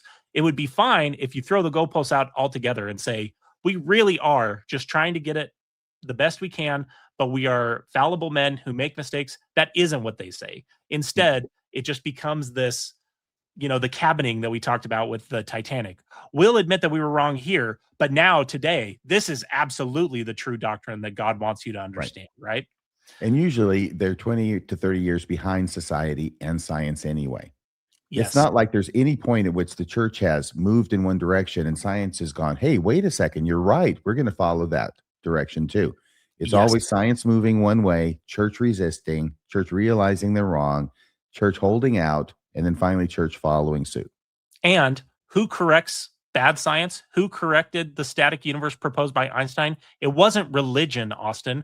Better science is what disproves earlier science. That's never the case. Like, it only goes the one direction. Science corrects itself. Religion is corrected when their positions and the claims they make about reality become so untenable because of scientific and other discoveries that science corrects religion. Religion, to my knowledge, has never once corrected science. We never have looked back at the book of Genesis and said, oh, look what it taught us about the age of the earth, for example. Yeah, there actually is a firmament in the heavens holding up the waters. Right. Yeah. I think this analogy by Austin is inapt. Yes. Oh. And aside from being inapt, it's also a red herring. Austin, he must not have known what a red herring was. Oh, wait a second. This is from his first chapter. This is what he accuses critics of the church of using. These logical fallacies that he seems to have mastered himself. Did he add this one after? Yes, he must have. He must have. That's why I circled the middle part. Go ahead. Tell the audience about the red herring and the definition and everything. It's beautiful. This is hilarious. Changed, I'm sure. This is hilarious. I didn't even catch this. You're welcome, Austin. We gave you this. Okay, so a red herring, the phrase red herring, like a herring is like a fish, right? You must cut down the mightiest tree in the forest with a herring, to quote Monty Python and the Holy Grail. The reason that we use the phrase red herring for this type of logical fallacy is the idea is that huntsmen or people trying to distract from huntsmen used to drag a herring while people were using hunting dogs to, track down a man or whatever they were hunting with those hunting dogs. A fox. Yes. In order to train the dogs to follow the right scent and not get distracted by a red herring being dragged across the scent trail. Exactly. So it's using an unrelated issue to distract attention away from the relevant question, according to Austin. Whataboutism is a form, kind of like a subset of red herring, where you're raising some other question. When someone's talking about, I don't know, I'll just pick a hypothetical example out of thin air. Let's say we were having a conversation about prophetic fallibility, and then someone said, like, hey, doesn't science get things wrong sometimes too? That would be a perfect example of whataboutism. You're literally saying, hey, but what about science? That's what we call whataboutism. Now, and that's why I put the red herring example right after that. Very good. Thank you, Kolby, for noticing that. Oh, but weird. Then I saw his example and I went, holy crap. I guess we touched a nerve. Well, this one was just you, actually. So in your first episode where you talked about just the finance section of the Light and Truth letter and about how it does not address the SEC fine and settlement between the church and the Securities and Exchange Commission for basically 2 decades of violating federal securities law. More to come on that in a upcoming episode. Do you want to mention that? I don't think so. I think we better just stay on track as best we can Perfect. here. Otherwise, we'll have everybody here till midnight. That's all I was going to say, is just more coming on that. Okay. Maybe sometime theoretically soon in the future. Possibly. Oh, yes. Right. Exactly. Yes. Yes. So Austin writes in his example of a red herring distraction, the finances section of the Light and Truth letter does not say anything about the SEC fine. He's quoting me. He's quoting my first podcast. That's right. Because I went to his chapter about finances, and I said, okay, what does he have to say about the SEC fine? And he doesn't say anything about it. And that was my whole thing. I said, how am I supposed to take seriously an apologetic book for Mormonism that in a chapter about finances, church finances, has zero to say about the SEC scandal? It Right. sounds like he's probably not really interested in talking about the difficult issues. Yes. I'm not even sure that example he's given is a red herring. No, it's not. Cool. It's not. He just wanted to work it in there and say that's a logical fallacy. Next time he needs to put your picture next to it, though. That would be my request. And then he says it distracts attention away from the issues raised without addressing them. What are you talking about? That's what you did, Austin, by not addressing the issue in your fucking financial chapter. I mean, my God, you really must be brain dead by this point to be writing this stuff. Is the oxygen getting through the tube? Oh, wow. Anyway, this is something I think I should get him to sign it, and I can frame it and put it on my wall, because this is just as good as an original Peanuts comic strip as far as I'm concerned. He goes on, please. Using Jeremy's same logic, scientific skeptic Mr. Crunnels could have easily written the following paragraph. Oh, this is where you really get pissed. Why would I want my kids chanting, use the scientific method with such a ridiculous and inconsistent 187-year track record? So he's going to use the exact same language that Austin Fife used about prophets in the LDS church, and just substitute the scientific method for each of the things instead of prophets. Yeah, you said Austin Fife, you mean Jeremy Reynolds. Yeah, he takes Jeremy's words and then just changes the nouns for science stuff. Because we all know. What's Mr. Crunnels about? I get it's not Runnels, it's Crunnels, but what's that about? Do you know? I think it's because it's Jeremy C. Runnels, and so he's just making it Mr. Crunnels, his hypothetical. Oh, like President Dallin H. Oaks becomes President Dallin Hoax? Is that what he's doing? I guess that's what he's doing. I just think it's also funny, his first sentence here. Why would I want my kids chanting, use the scientific method, with such a ridiculous and inconsistent track record? Kind of a hilarious example, because science, like people who have and use the scientific method do not do that. Like, we don't do that. My kids don't sing songs about science and the scientific method and about how much we love Einstein. Just maybe worth considering, Austin, if you're going to use an analogy, analogies work as an argument as far as they are apt. This analogy doesn't work at all. It just makes you look like a buffoon because it is so inapt. What credibility do scientists and scholars have? Why would I want them following the scientific consensus when scientists, academics, and scholars are just a product of their time teaching their theories that will likely be disavowed by future scientists, academics, and scholars? If their scientific blueprint is not much better than that of non-academics, if historically speaking, the scientific consensus that they teach today will likely be tomorrow's false theories. And that's where I added my thoughts here at the end. Who has fixed science's mistakes? It has always been better science, never religion. Let me just make this really clear. All scientific theories, all scientific models are wrong. Some of them are useful. And what I mean by that is, science inherently is supposed to evolve all of the time because we understand more about the world. The more experiments we do, the more data we gather. That is part of the model. If that were the model for the church claiming to know these truths, that we are going to consistently evolve and get better information, but it isn't. They state their claim and say, this is where we are standing our ground. Right now, it's the family proclamation. We cannot allow this to change. This is immutable doctrine, and it can never change. In fact, Jacob has explicitly said, if this changes, then the church is in apostasy. Well, that's where it's not an apt analogy, Austin. Science builds into its model that it evolves. People understand that, and no one understands that better than scientists, academics, and scholars. It's only science illiterate buffoons who say stuff like this. Your very life, the very life you live today, is dependent upon the scientific method and Enlightenment values, and you don't understand them to the extent that you say things like this. It makes you look so silly, my friend. But the prophets teach the truths that he will use in his next life, and he only has to die to find out that that's true. Yeah.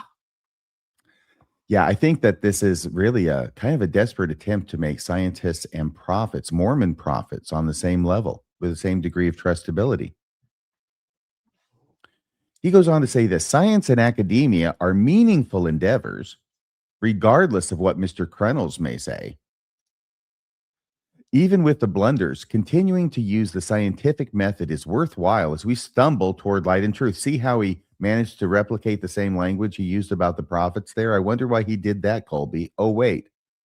He goes on, I understand that those honestly striving will not get everything right. Trusting scientists and prophets bears some peril. See, it's exactly the same, Kolby. But the consequences of abandoning them altogether appear far worse. Dun, dun, dun.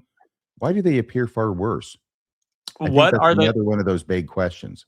Yeah, what are the consequences? I understand very well the consequences of not trusting scientists. What are the consequences that you can actually demonstrate to me of not following prophets? None. There are none. I think if you follow science, you're probably better off because that's where the prophets are going to end up in a few decades anyway. That's right. You're just going to get there in advance. That's all. Let's see what the next part is. Oh, yeah. That tu quo que fallacy, right? Mm-hmm. The tu quo que fallacy, which is a lot of fun to say, is the old one which saying, well, you say something bad about me and I say, I know you are, but what am I? Right? Mm-hmm. In other words, I say, you do the same damn thing. I turn your accusation back on you or a third party, but I turn it back on you in order to deflect from the fact that I'm not answering the accusation you made against me, because whether you do the same thing that I do that's under criticism has no bearing on whether it's right that I do it. Right. So the upturned microscope presents logical fallacies in the lab. Today, tu quo que, responding to criticism by accusing the other person of the same error. Now, can you read the funny part below? I told you to turn the autoclave off last night, but you didn't. Yeah? Well, you forgot to turn it off 2 nights ago. Now, that's the tu quo que fallacy, okay? Right. That's it. And then the funny part to make it, memorable. And that's why I love these logical fallacies in the lab slides. Wait a minute. If you didn't turn it off and I didn't turn it off, and then we've got an explosion off screen. Yes. And But yeah. The explosion is the demonstration of the logical fallacy, right? I told you to turn off the autoclave last night, but you didn't. Yeah, well, you forgot to turn it off 2 nights ago. It has nothing to do with whether the first person forgot to turn it off last night, that the other person turned it off 2 nights ago. Because the fact is nobody turned it off, and now there's a fire in the lab. Right. And when we're talking about fallacious reasoning, the thing I like about this is we've already talked about how Austin is just wrong. Like science isn't guilty of what he's accusing it of because it makes even if it were. claim. But even if it were, yes, you've still got the fire. The fact that scientists may get things wrong does not mean that the prophets don't get things wrong. Also, it doesn't do anything to move the original conversation forward. That's again why this phrase "whataboutism" is very apt. It's saying, but what about this? Yeah. Don't follow the red herrings. That's why they're called red herrings. Just acknowledge them and say, do you want to return to the original conversation? Oh, yeah. When you got a witness on the stand who doesn't want to answer the question, you just have to keep asking the question over and over. And the other counsel is going, objection, Your Honor, objection, asked and answered. And the judge says, no, I don't think the witness has actually answered that. You may proceed, counsel. Mm-hmm. Oh, here's some more from his letter. Austin Fife says, critics have a field day with the much maligned statement from Wilford Woodruff. If the Lord will never permit me or any other man who stands as president of this church to lead you astray. Usually the criticism is followed up with what about statements like I just did about science. What about statements regarding the African priesthood ban or polygamy? In other words, what they're saying is Didn't they lead him astray? Okay, if Wilford Woodruff says the Lord will never permit the prophet to lead the church astray, okay, then what about the priesthood ban? Was that not leading the church astray? Yes. And And the ultimately, fact, what they're going to say is, no, because no matter how bad God screws things up in the Mormon church, it will never rise to the level of leading them astray. Why? Because the prophet can never lead them astray. So no matter how bad it is, it's not astray. yes, the fact that those statements might literally start with, but what about, does not make them whataboutism, Austin. What makes it whataboutism is it is off the original topic. Hmm. And challenging the claim that Wilford Woodruff made that the church will never permit me or any other man who stands as president of the church to lead you astray by giving specific examples, even introducing those specific examples with the phrase, but what about, isn't whataboutism. Every time you talk about these logical fallacies in the context of your chapters, you are just demonstrating you have no idea what you are talking about when it comes to critical thinking and epistemology. That is the original topic. Like, bringing up examples that contradict what Wilford Woodruff said is the original topic.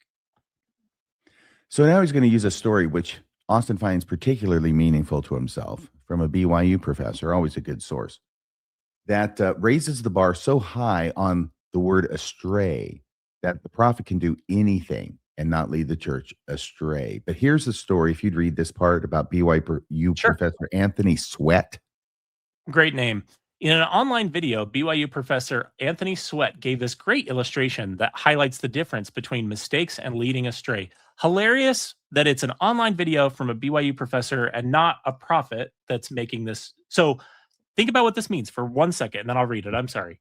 No, please. Austin needs to go to a BYU professor's online video to save a prophet from what a prophet has said about prophets. Just so we're oriented and clear. And we have to make the difference. There's got to be a distinction, right? Prophets can make mistakes without leading the church astray. So anything they do wrong is by definition mistakes and not leading the church astray. So his example, this is from the video. My wife and I have 7 children, and therefore we have made a lot of mistakes, and I will be the first to admit that.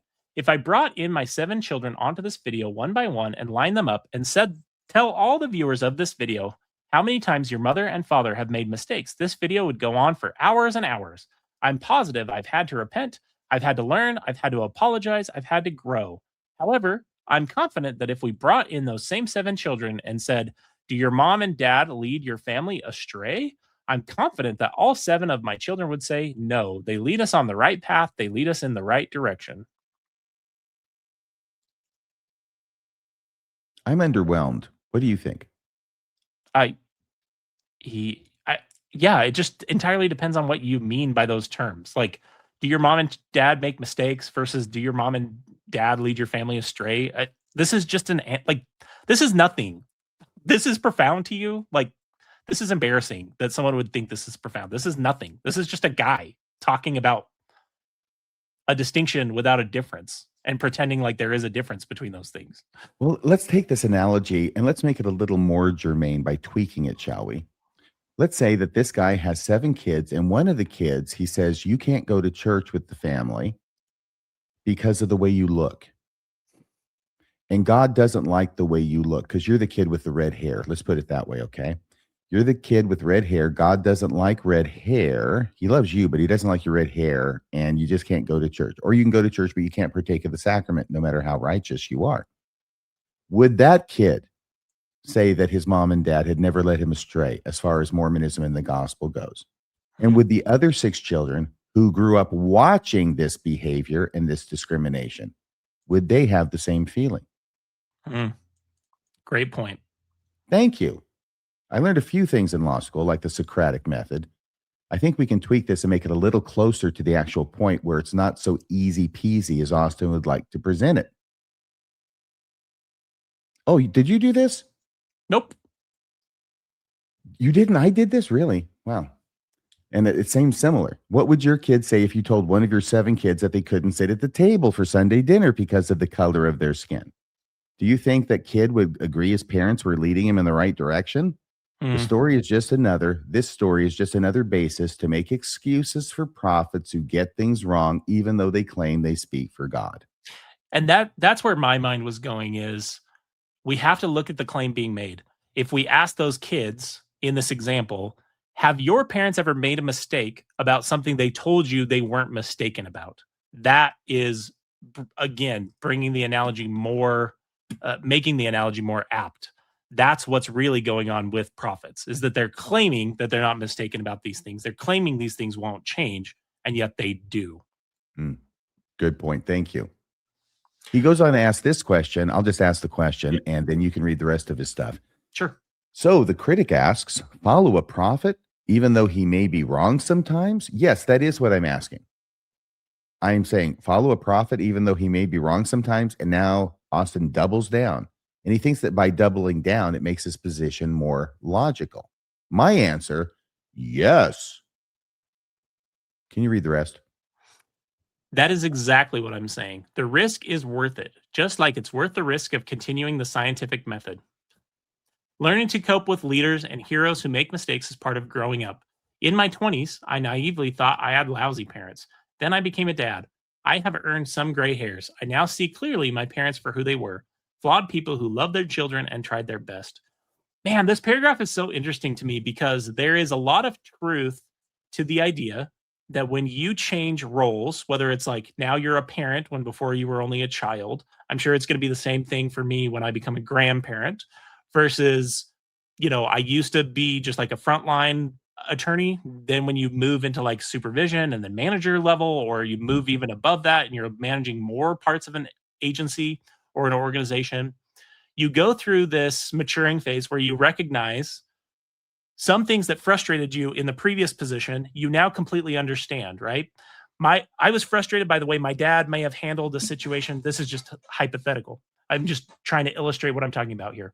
I may have been frustrated as a son the way that my dad handled the situation. Then when I'm confronted with the same situation as a dad, I may handle it the exact same way my dad did with me, recognizing and having a lot of compassion for my dad now and saying, man, this felt super unfair when I was a kid, but it really is the best way to handle this type of a situation. Conversely, I have had situations at work where I've recognized this situation as an employee may not have really bothered me at the time, maybe an interaction I had with the manager, but now as a manager myself, I'm like, I would never put one of my employees in this position that I was put in as a frontline employee.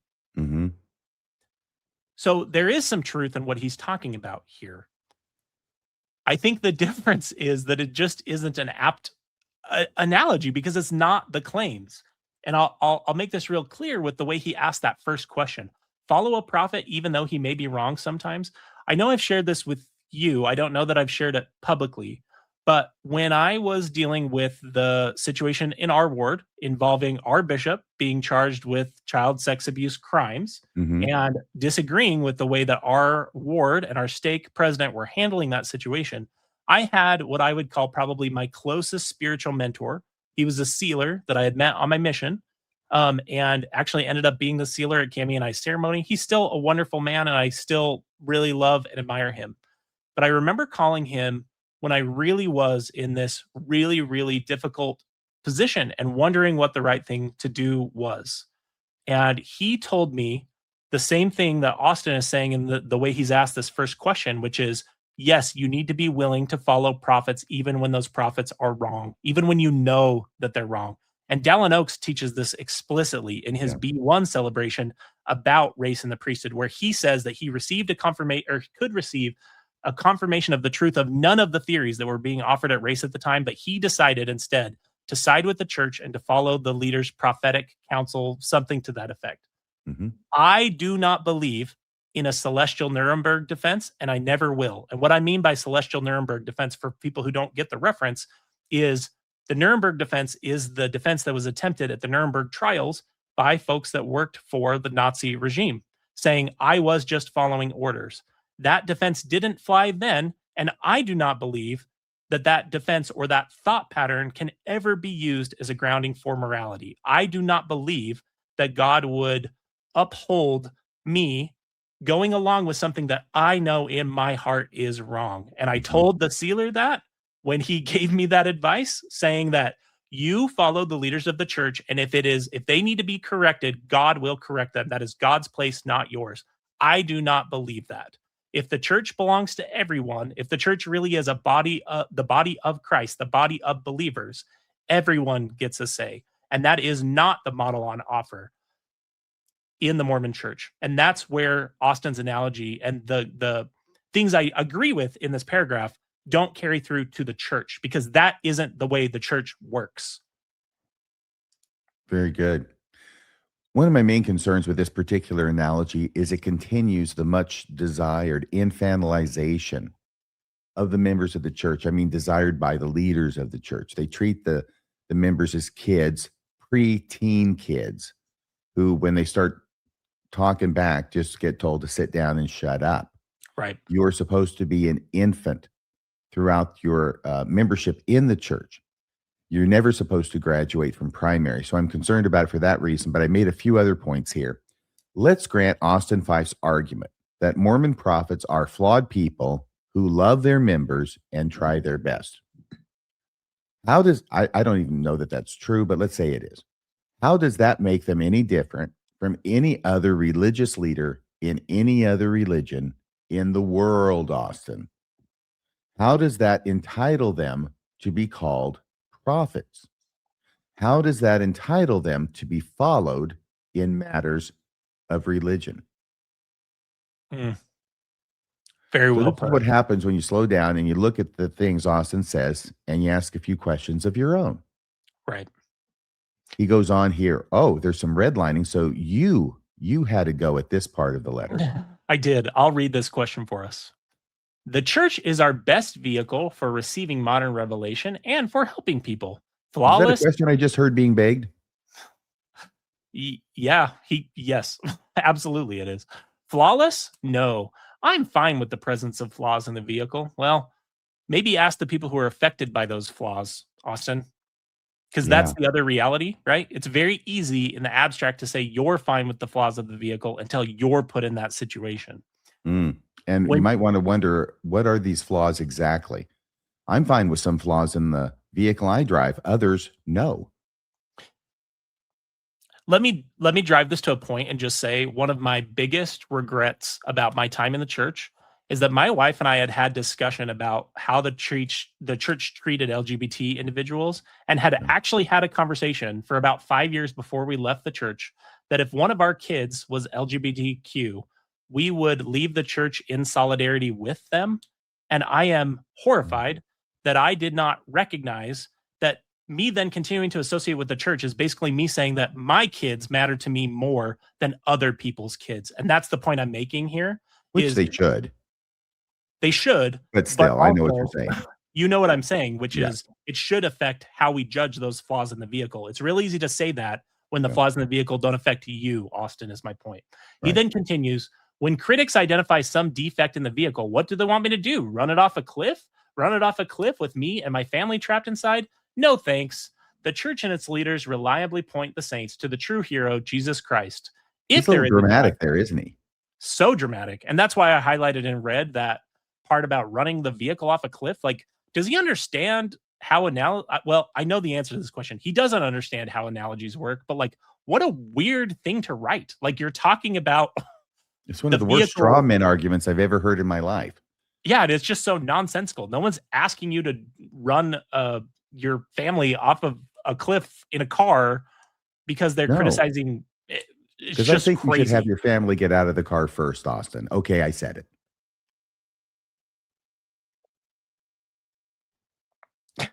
Yes. He then continues with the question begging, if there is a God, and if he is called a prophet on the earth today, then yes, my children and I will sing with gusto, follow the prophet. More question begging, right? If there's a God, and if God is called a prophet on earth today, he forgets his last question he has to beg, which is that he's the guy at the head of the Mormon church. There's three big questions here. But if those three big questions are real, he's going to sing with his children, follow the prophet with gusto. Can you imagine singing that? It's like a drinking song in a beer hall. That'd be fun. All right. So it again assumes, once again, Austin, our friend, again assumes the premise of the church being our best vehicle, begging the question, wouldn't you judge whether you want to drive your vehicle depending on what flaws are present? So what are the flaws in the vehicle? Are all the tires flat? You know, you're not going to be driving that vehicle very far.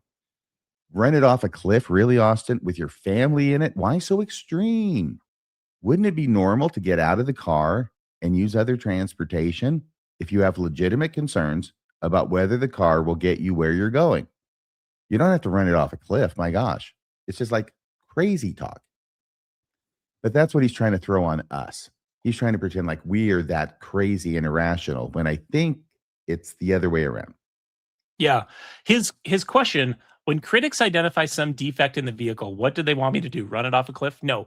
The answer to that is, or the way it should have been written if it were accurate, is when critics identify some defect in the vehicle, all they want you to do is use those defects to evaluate whether the vehicle is what it was purported to be. That's it. That's the extent of what we're asking. Yeah. And really, the Mormon church is one big lemon. Oh, I did the GPS navigation analogy. Hypothetical. You're having trouble with your GPS system in your car. That's the defect. It usually gets you where you're going, but there are some times when it takes you to the wrong location. And there's no telling whether it is operating correctly until you get there and find out you're in the wrong spot. Are you, Austin? Are you going to put your family in that car and take them on a road trip based solely on the GPS system to get you there? Because that seems to be what Austin is saying he is doing, not just with himself, but with his entire family. Mm-hmm. Would you do that, Kolby? No. This comes back to the blind faith that Sherry Dew was advising members to use. That system only makes sense if you know that the tool you're using, the GPS system in your analogy here, can give you, like, if it actually knows things that you don't and it's reliable.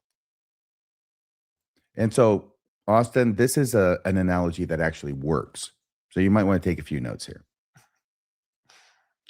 Oh, yeah, here's the lyrics to Follow the Prophet, which he's going to sing with his children with gusto. I don't care so much about the lyrics on the first page, but we know how the chorus goes, don't we? Follow the prophet, follow the prophet, follow the prophet. That's in case you didn't get it the first two times, kids. Don't go astray. That's how you don't go astray, is by following the prophet, see? And then follow the prophet. Yes, again, follow the prophet. That's 6 times in each freaking chorus. Follow the prophet. He knows the way.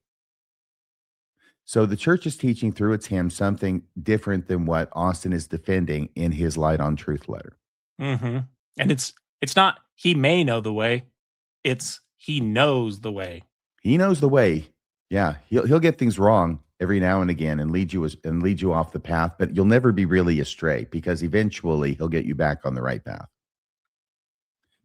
The church does not tell the truth. Now, this is something that obviously he's putting in the voice or the mouth of the critic of the church. And he's responding to the allegation that the church does not tell the truth.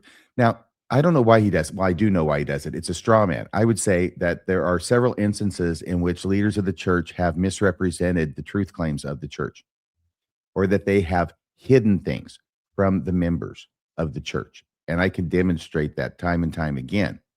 But he wants to respond to this allegation that the church doesn't tell the truth. Can you tell us how he does that, Kolby? Through an analogy that is just as apt as the rest of his analogies. I watched nearly every baseball game during the historic 2000 and 2001 Seattle Mariners baseball seasons. I think it's the Mariners, right? What did I say? I think you said the Marinels or something. Oh, Mariners. Sorry. It's getting late. I know we're over 3 hours into this, but let's keep it together, shall we? I easily spent over 300 hours watching baseball during for those 2 years. In all of those months and hours, you should have spent that time doing something a little bit more productive. I'm just going to suggest that, Austin. Like maybe, I don't know, reading a book about science or critical thinking. I don't know. Or the church you belong to. Or the church you belong to. I was going to say that too. Or religion. In all those months and hours of watching baseball, I do not recall hearing the commentators discussing the history of scandals in the Major League Baseball Association. Is that what it is? MLB. I did not hear about gambling scandals, briberies, conspiracies, salary collusion, substance abuse, steroid usage, sign stealing scandals, and racism. Perhaps I heard of some of these issues in passing, but never got an in-depth history lesson about baseball's questionable past. Ultimately, I am glad I did not. I was, after all, a kid in junior high who wanted to watch some baseball. I'm just a kid who watched some baseball. I'm just a guy who wrote a letter. Well, I think that's a convincing analogy. So in other words, I think what he's saying is that all this bad stuff about baseball wasn't brought up while he was enjoying watching baseball, and he's glad it wasn't brought up because it was better off without it. Mm-hmm. The Mormon church isn't baseball. Yeah, it just points out exactly. Like the ask of you watching and participating in baseball isn't the ask of you participating inside of Mormonism. And I love your joke. Oh, hang on a second, because then it came to in me. baseball. Then it came to me. Hilarious. Yes, I know. I'm talking over you because I don't want you to get there first. This is how we know that the Mormon church isn't baseball. Now go ahead. There's no scrying in baseball. There's no scrying in baseball. That's how we know the Mormon church isn't baseball. Okay. Thank you so much. If you just want to watch some Mormonism, Austin, it's probably okay to do so in historical ignorance. If you're just watching Mormonism, all right? But if you're a member of the Mormon church and you're being asked to give 10% of your income and your entire life and your family's lives as well on the altar, do you think you might want to know the scoop on the background and history of the Mormon church? I'm just asking. I'm thinking you don't. And I'm thinking you're happier that way. And that's why you stay that way. But it's really remarkable to me that you've written a book trying to argue for the truthfulness of your church, which is supposed to address these issues. And now you're sitting here talking about how it's better to not encounter the issues at all. Well put. Yeah. With apologists like this, who needs you and I, frankly? Yes, that's true. With an apologist like this, who needs an enema? Austin goes on, Mr. Enema. That's like At one point, one of Superman's, what is it, arch villains? Is it Mr. Enema? It's Mr. Enigma, isn't it? Yeah, Edward Enigma. Yeah. Oh, that's the Riddler. That's the Riddler. Yeah. Enigma. At one point, critics of the church convinced me that church leaders knew the truth claims of the restoration were false. I don't know which critics you were listening to. Well, maybe Bill Reel, but I do not believe that. And I know RFM does not believe that. And by the way, what relevance does it have? Right. It doesn't. Zero. It doesn't make any difference if they know it's false. Which, by the way, is the prime reason that I just concede good intent on the part of church leaders, because it doesn't matter. You don't follow the red herrings. That's my big tip for like sorting out reality. Don't follow the red herrings. There's no point. I am embarrassed to say this now, but at one point I had so bought into the CES letter narrative that I said out loud to my wife, "Do you think the church leaders keep going with the lie because of how much good the church does? Is that how they justify their existence?" Boy, that's another baked in conclusion that you never asked your wife. Austin, you never asked this question to your wife. That's BS.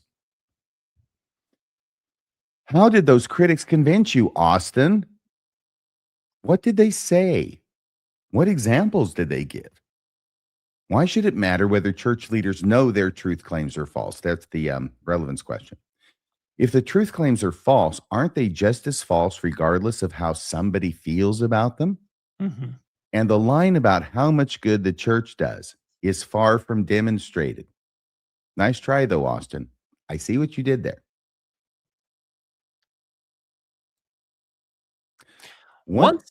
Oh, you go ahead. You go ahead. We'll have you read most of the Austin stuff. Thank you for allowing me the privilege. Once I finished my ignorant skepticism phase, I'm glad he moved on to my ignorant belief phase. That's what I was going to say. I started seeing things as they really were.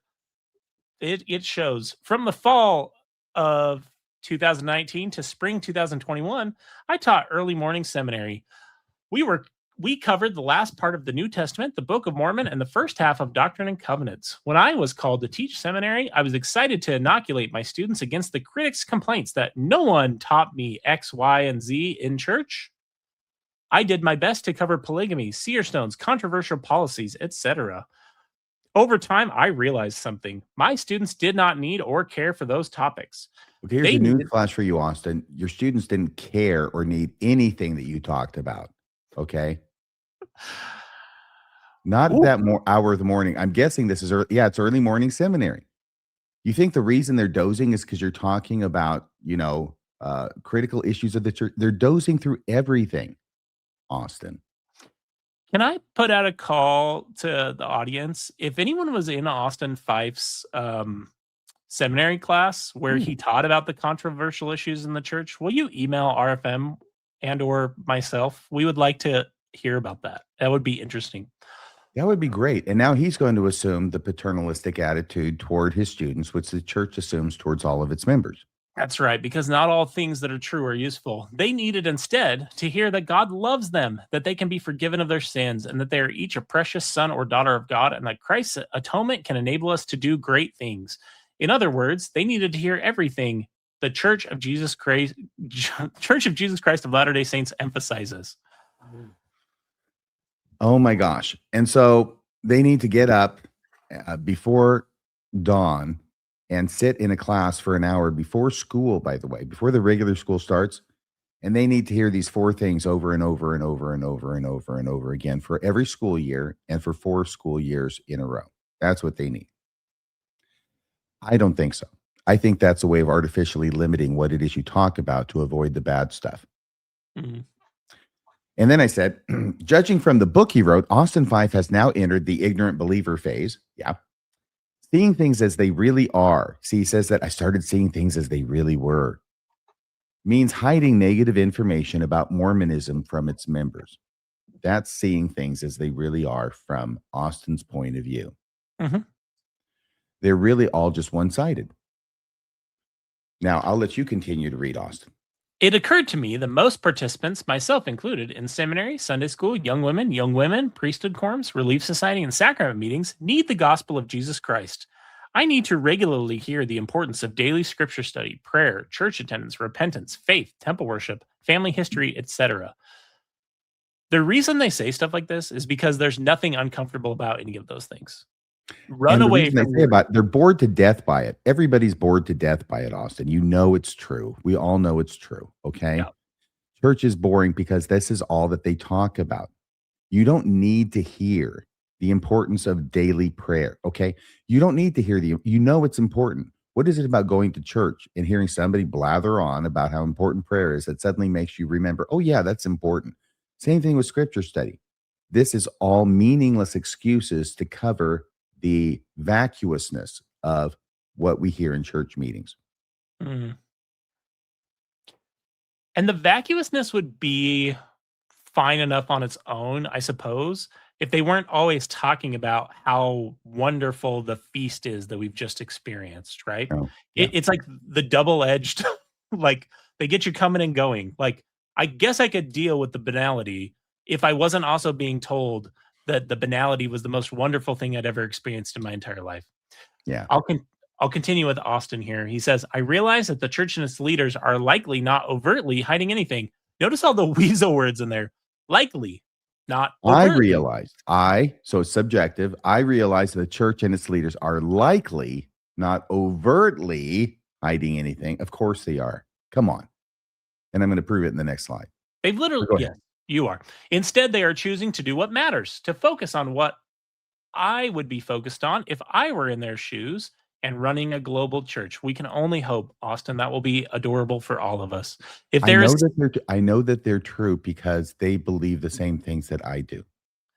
Yeah, but we can't use ourselves as a standard. That would be disastrous, according to Jacob Hansen.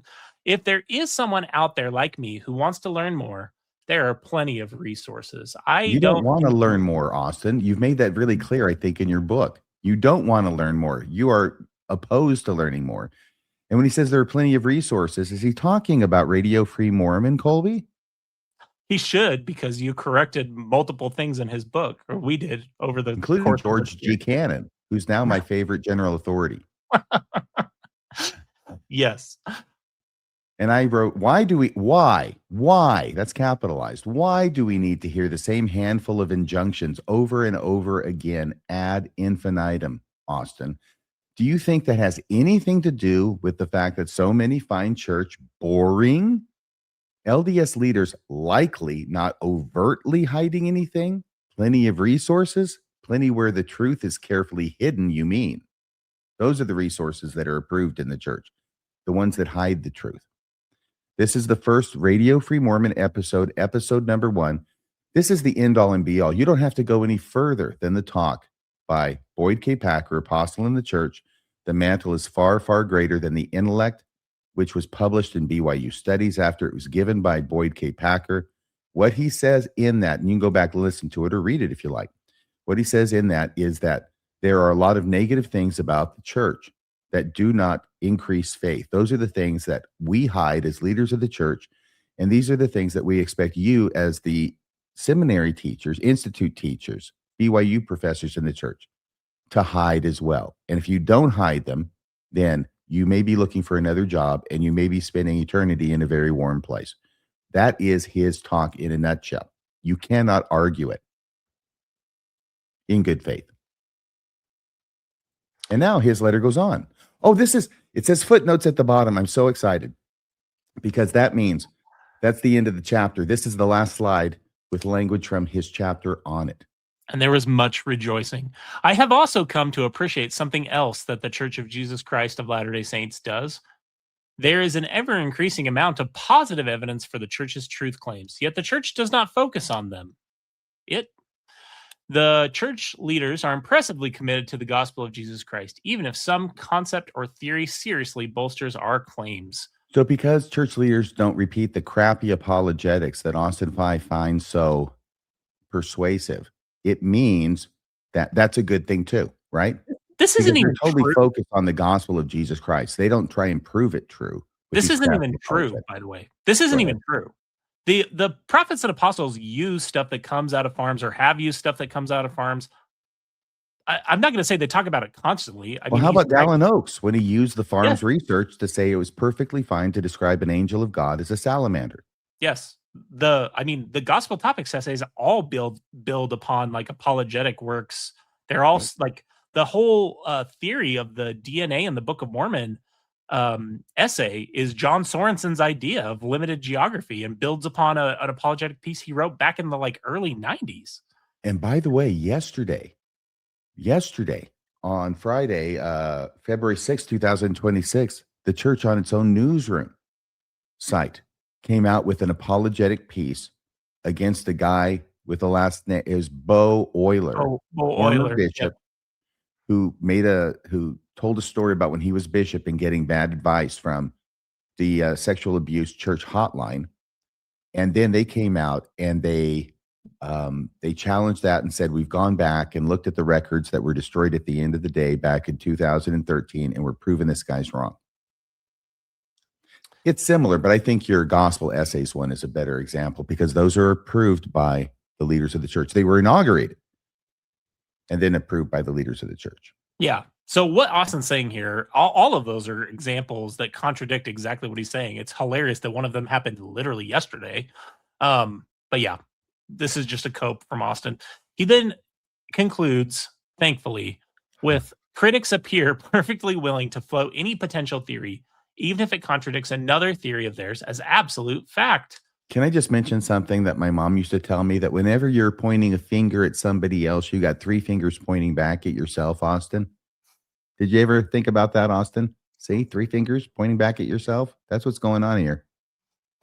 It is clear to Austin that critics are interested in some ideas only to the extent that those ideas support their real goal. Now Austin's going to tell you what our real goal is. Trying to convince people to resign their membership in the Church of Jesus Christ of Latter-day Saints. That's our real goal. You can tell because we talk about it constantly. Yeah. The Church of Jesus Christ of Latter-day Saints is focused on a different kind of work. What? Like, aren't they trying to get people to join and then stay in the LDS church? What's the different kind of work? Well, obviously it's different because they want people to stay in the church, right? I mean, that's the same thing, just the opposite. So I wouldn't call that a different kind of work. I would just say that's the opposite side of the same coin. But okay, when additional supportive evidence emerges, the church has demonstrated discipline and reservation in taking victory laps. Well, you would have to earn. Because they actually prove it conclusively. Victory is ours. We Yeah. found Zarahemla. You would have to earn victory laps to take victory laps. That It's always is a embarrassing sign. to take victory laps before you won. It's almost as embarrassing as doing a final video on this Light and Truth letter and then finding out you skipped a chapter. True. That is a sign of church leaders who are confident in the direction and focus of the church. No, that's a sign of church leaders who are not confident in the crappy apologetics you're churning out, Austin. I'd say that's one thing. By the way, church leaders do not put themselves in the crosshairs of making claims that can be shot down like we have in over 50 hours of responding to your Light on Truth letter. That would not be advantageous to them. They've realized that a long time ago. That's why they don't talk about it. And they let people like you, Austin, do the work for them. Do you understand that you are a tool to them? You are doing the work that they don't do, that they can't do, and that they don't want to do because then they can be proven to be wrong and look like they are not the prophets that they aren't. They are the red shirts of Mormonism, right? The Star Trek reference, the ensigns who always are completely expendable to the plot. That's what apologists are. They are the useful foot Idiots. soldiers. Yeah, the useful idiots. That's You're the absolutely cannon fodder. correct. You're the cannon fodder out there making these dumbass comments so that they don't have to. And then we shoot you down. Imagine how they would feel if we shot them down because they were saying the same bullshit things that you're saying, Austin. That's what they're trying to avoid. And that's where you come in. Oh, wait a second. They're not all like that, are they? This is Tad Collister. Tad Collister. He was a GA. He then went on, and recently too. He passed away recently as well. Yep. But is the Book of Mormon true? Evidence for the Book of Mormon. He would give these talks in general conference. See, they have their designated hitmen to do this kind of stuff. Just the apostles don't want to do it for the same reason. Okay. They want to keep themselves above the fray so they don't get splashed with any blood. By the way, okay, now here's what I'm going to do. This is the end part, and I'm not going to go into depth in this. But what I want to do is just show you really quickly that the leaders of the church did get into this, the apologetic camp, and did something apologetic, which ended up blowing up in their face, which is a good reason why they don't do it anymore. Okay? So there is a verse in Isaiah. It's chapter 2, verse 16. It's kind of a throwaway verse. It says, upon all the ships of the sea and upon all the ships of Tarshish. Okay? Here's what the deal is that when the Book of Mormon copies over Isaiah chapter 2 in 2 Nephi 12, they add an expression to that phrase that is not found in the Hebrew.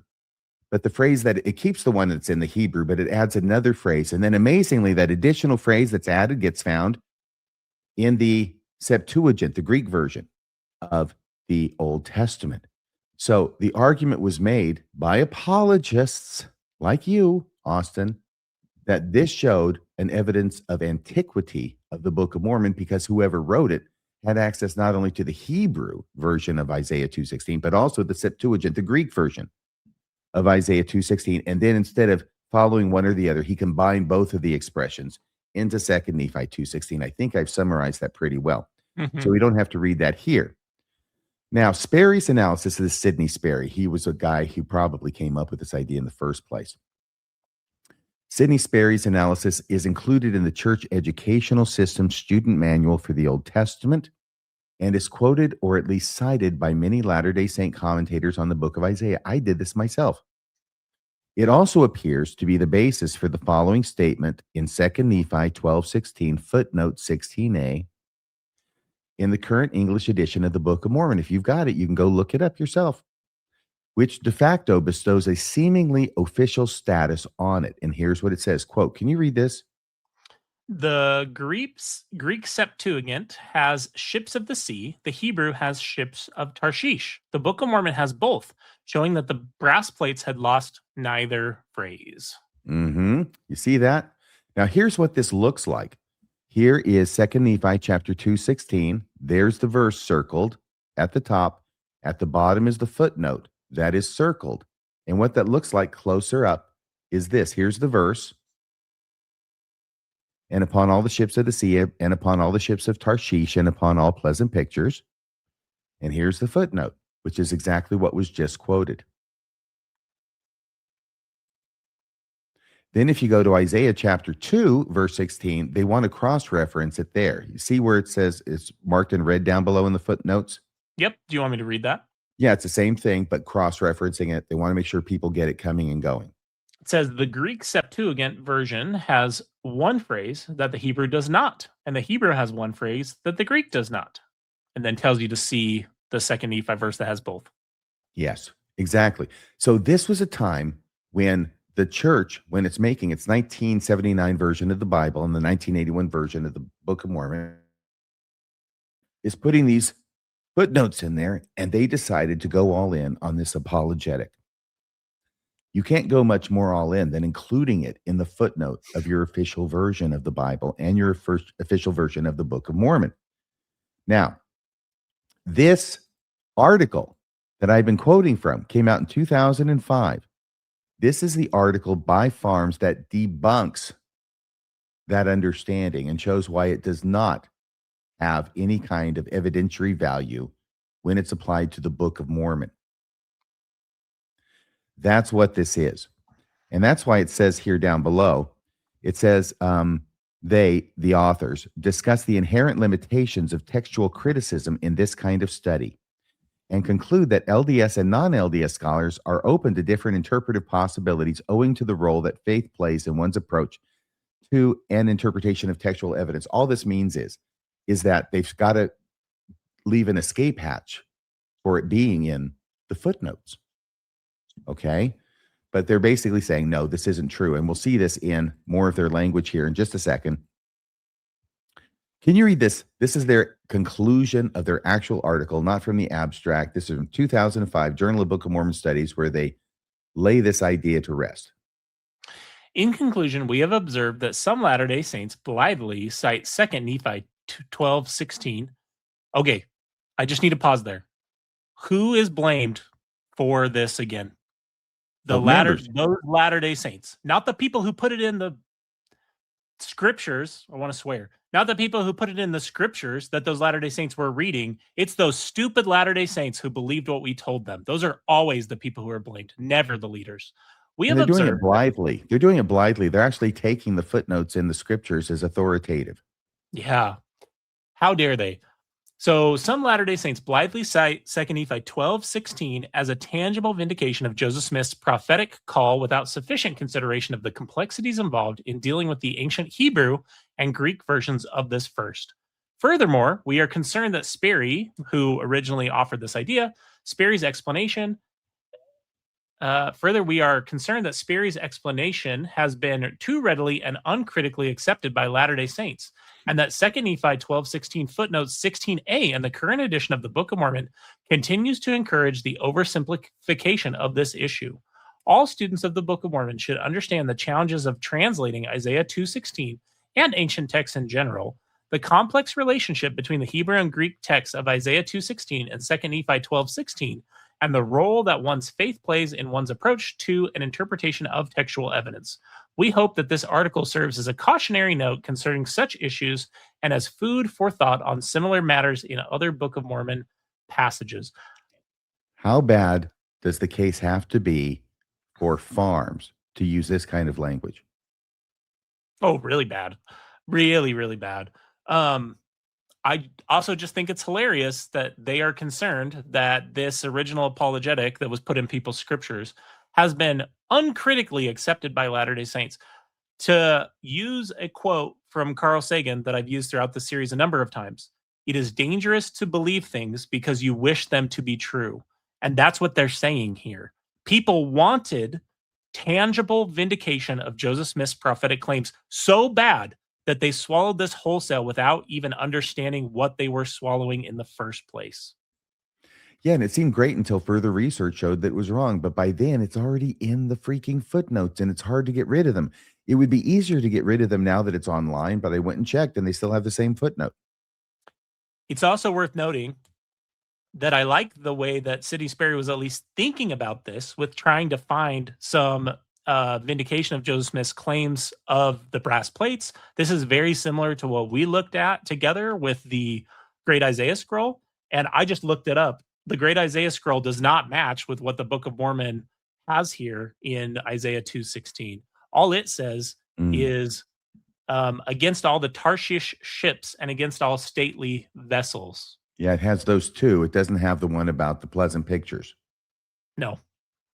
Or ships at the sea, whichever one is the one from the Septuagint.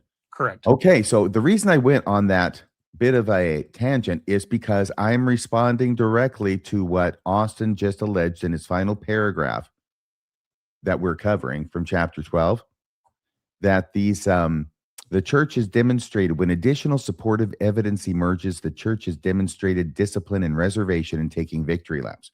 Well, this might be a reason why, because they took a victory lap in the footnotes of their official publication of the scriptures, and it came back to bite them in the ass. I think that's going to be it.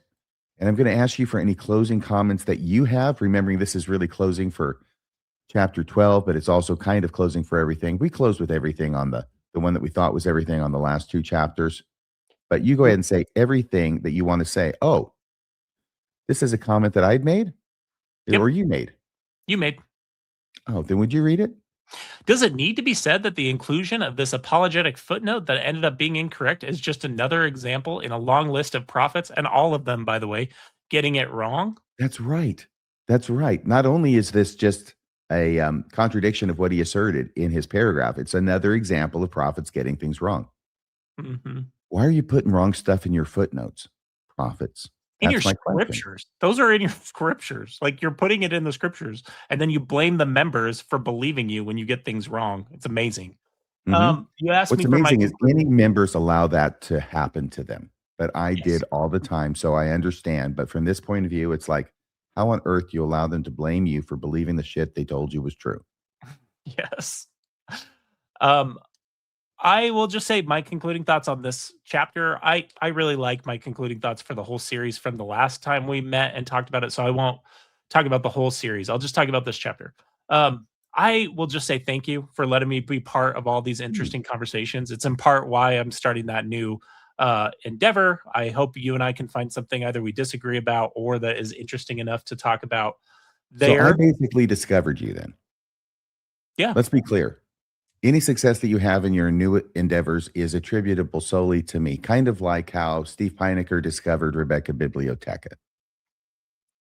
I know exactly what you're doing with that comment. And no, I just want to say I have enjoyed the space we have had to use Austin's terrible book as a jumping off point for having very interesting conversations. And I do think if we had not done that over the course of the last year, I would not have been interested in looking to have more of those interesting types of conversations. So thank you for letting me be part of it. Thank you for all you do in this space.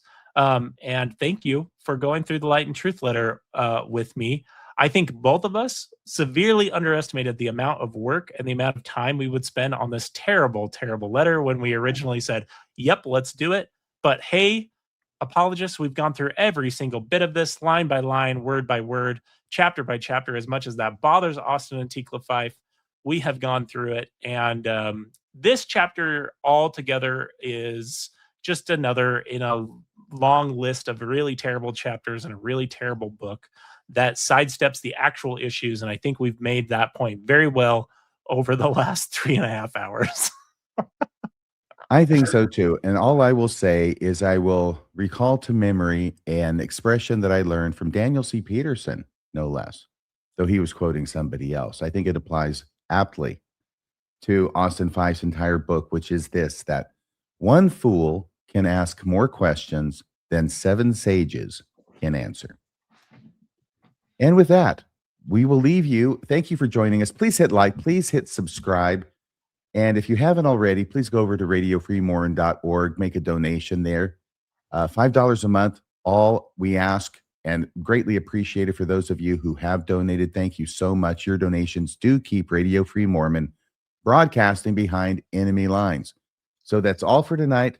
Good night, Kolby. Thank you again for joining me. It's been a pleasure. And until next time, everybody, this is Radio Free Mormon, signing off the air.